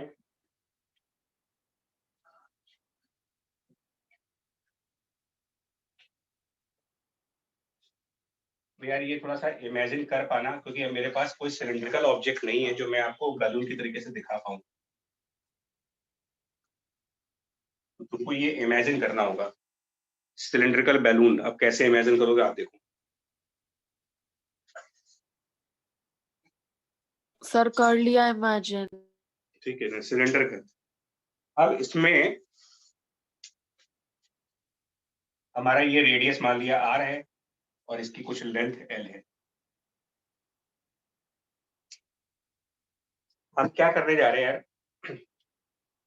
इसको दो हाफ सिलेंडर्स में डिवाइड करेंगे, एक लाइन यहाँ पर और एक लाइन इसके पीछे।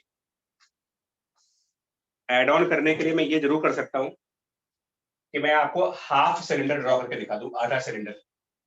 ये कर सकता हूं मैं, थोड़ा सा आप इमेजिन ये कर सकते हो। अगर ये डायग्राम आपके काम आ जाए कि आधा सिलेंडर कुछ ऐसा बनेगा।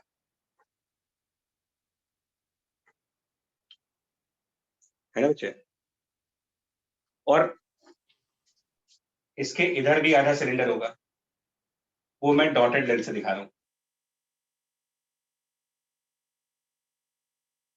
कुछ विजुअलाइज हुआ या नहीं हुआ आपको? यस हो गया। Yes sir. तो अब अगर ये लेफ्ट और राइट है, मान लो लेफ्ट और राइट, तो लेफ्ट सिलेंडर कंसेप्ट वही है। इसीलिए बोलता हूँ कि कंसेप्ट और मैथमेटिकल रिजल्ट में फर्क होता है। कंसेप्ट क्या है? Pulling. Left part of the cylinder और right part of the cylinder के बीच में टग ऑफ वॉर वाला गेम चलता है। तो लेफ्ट वाला राइट वाले को खींचता है अपनी तरफ।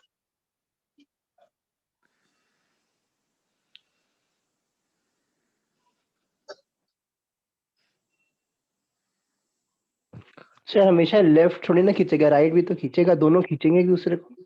आप किसी का फ्री बॉडी डायग्राम बना लो। Yes sir, okay sir. आप मतलब या तो लेफ्ट साइड का फ्री बॉडी डायग्राम बनाओ या राइट साइड का बना लो, किसी एक पार्ट का ड्रॉ डायग्राम बनाना। Okay sir. और कितनी फोर्स होगी यार ये? अगर ये लेंथ L मानी थी तो लेंथ हम लोगों ने कैपिटल L से डिनोट किया है, तो surface tension multiplied by L। अब तुमको इमेजिन करना होगा, जैसे बलून में तो हमने आपको ड्रॉ करके दिखा दिया, लेकिन इसमें ड्रॉ नहीं हो पाएगा। पीछे भी होगा ना एक एसल? हाँ हाँ वही, मतलब इसके पीछे भी जो एक लाइन है जो यहाँ पर दिखा नहीं पा रहा हूँ मैं, एक लाइन यहाँ भी होगी ना पीछे। सर ऊपर नीचे भी होगी? नहीं, ऊपर नीचे नहीं है, क्योंकि ऊपर नीचे, अरे भैया ये सिलेंड्रिकल ड्रॉप है, ऐसे लंबी सी सिलेंड्रिकल ड्रॉप। सर ऊपर से ओपन है मतलब? क्या सर ऊपर से ओपन है मतलब? हाँ, मतलब आप इसको यूं कह सकते हो, ओपन नहीं है, ओपन नहीं है। इसको कैसे आप ऐसे समझ सकते हो? क्या बताएं सर पानी की बोतल से समझ सकते हैं हम लोग? नहीं यार, उससे भी नहीं आएगा। मैं अब कुछ दिख नहीं रहा मेरे को आसपास ना। कैन भी नहीं यार, आप एक पेपर को सिलेंडर में कन्वर्ट कर ले। बस एक सिंपल काम करिए, एक पेपर को सिलिंड्रिकल शेप में फोल्ड कर दो। मतलब पेपर दिख जाए, कोई पेपर है, मिल गया भाई। हमारे पास ये एक रेक्टेंगुलर पेपर है, मान लो ये फिल्म है, सपोज करिए ये फिल्म है, ठीक है, एक फिल्म है ये। हमने इस फिल्म को सिलिंड्रिकल शेप में कन्वर्ट कर दिया, इसको एक सिलेंडर में ड्रॉ कर दिया। आपको समझाते हैं क्या होगा। अभी पेपर मुड़ा हुआ है, इसलिए बन नहीं रहा। कुछ ऐसा अभी समझ पाओगे यार कि एक सिलिंड्रिकल टाइप की फिल्म बनाई है हमने। अब ये पूरा प्रॉपर सिलेंडर बन नहीं रहा क्योंकि पेपर फोल्ड है काफी, पर आप थोड़ा सा इमेजिनेशन तो कर। हॉलो होगी? अरे भैया आपकी एक सिलिंड्रिकल फिल्म है, ये सिलिंड्रिकल फिल्म टाइप की चीज है। एक पेपर को सिलिंड्रिकल शेप में फोल्ड कर दीजिए बस, और कुछ नहीं करना है आपको। ऐसे ऐसे मान लो आप, इस टाइप की चीज है। इधर कुछ नहीं है, यहाँ कुछ नहीं है, खाली है। इधर भी कुछ नहीं है, ये भी खाली है। डोसा खाते हो कि नहीं? डोसा खाते हो? Yes sir. तो डोसा क्या पेपर ही तो है, उसको रोल ही तो करते हो। तो क्या उसके साइड में भी कुछ होता है, इधर भी कुछ होता है, ये अंदर कुछ होता है इसमें, यहाँ पर अंदर होता है। ऐसे मानिए, ऐसा सरफेस है मेरे पास, ऐसा सरफेस है, जस्ट एक फिल्म है, ऐसे मानिए, एक सिलिंड्रिकल फिल्म मान लीजिए आप, just a cylindrical film, just a cylindrical film, drop भी ना मानो, लिक्विड भी ना मानो, अ सिलिंड्रिकल फिल्म, और मैंने इसके आधे फिल्म पर फोर्स ड्रॉ करने की कोशिश की है। क्या अभी कुछ क्लियर है या अभी भी डाउट है? क्लियर सर है। मुझे तो समझ आ गया। ठीक है ना बच्चे? तो कितनी फोर्स आएगी यार, ये फिल्म है, आप सिलिंड्रिकल फिल्म माने इसको, टॉपिक लिख लो आप चाहो तो, सिलिंड्रिकल फिल्म, कि अगर हमारे पास एक सिलिंड्रिकल फिल्म है, ठीक है, तो भी इसके अंदर का प्रेशर, इनसाइड प्रेशर और आउटसाइड प्रेशर में डिफरेंस होगा। इसके अंदर जो प्रेशर है वो अलग होगा, इसके बाहर का प्रेशर अलग होगा, अगर ये सिलिंड्रिकल फिल्म है तो। और इसका भी रीजन सरफेस टेंशन है, क्योंकि जब आप इसमें आधा सिलेंडर कंसीडर करेंगे तो ऐसे ही एक बैक साइड भी लेंथ होगी जिसमें फोर्स आएगी, और टोटल कितनी फोर्स लगेगी इसके ऊपर, इधर सरफेस टेंशन की वजह से? 2SL। और अगर प्रेशर डिफरेंस हो, अंदर का प्रेशर बाहर की प्रेशर से ज्यादा है, P इनसाइड और P आउटसाइड में डिफरेंस है, तो डिफरेंस ऑफ प्रेशर की वजह से एक फोर्स इधर लगेगा, P inside minus P outside into what is projected area of this curve? So 2R into L. 2RL। ये रेक्टेंगल प्रोजेक्शन होगी इसकी, L into 2R। जरा बैलेंस करके देखो क्या बनता है यार, बैलेंस करके देखो, S/R। रिजल्ट बनेगा P inside minus P outside is S/R। अब मेरा 2 नहीं आएगा, सॉरी। तो आज का जो आखिरी कंसेप्ट है वो ऐड करके लिखते हैं हम लोग, liquid drops, air bubbles, soap bubbles and a cylindrical film, इन सब के अंदर का प्रेशर बाहर के प्रेशर से ज्यादा होता है। कितना ज्यादा होता है ये सब अलग अलग रिजल्ट्स आ रहे हैं।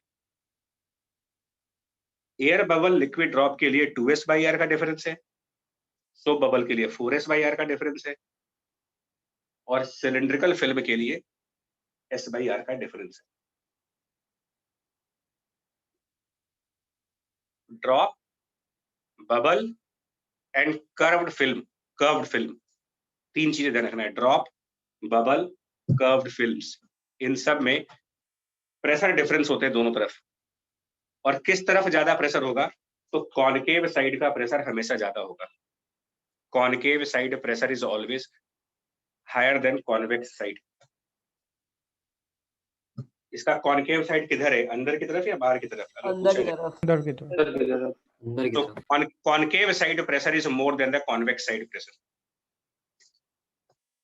एंड कितना ज्यादा, मैं फिर बोल रहा हूँ, अगर स्फीयर है तो या तो वो 2S/R होगा या 4S/R होगा, वो डिपेंड करता है कि वो ड्रॉप है या बबल है, और बबल है तो किस चीज का है। और सिलिंड्रिकल फिल्म है तो कॉनकेव साइड कॉन्वेक्स साइड के प्रेशर में जो डिफरेंस है वो S/R है, और इन सब के पीछे की स्टोरी है सरफेस टेंशन।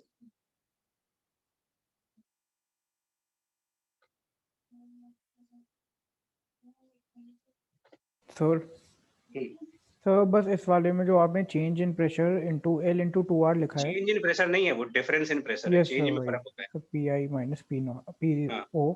तो सर वो एरिया वाला टर्म एक बार एक्सप्लेन कर दीजिए। एरिया वाला देखो, प्रोजेक्शन के कंसेप्ट पर आपको प्रॉब्लम है, फिर बताता हूं।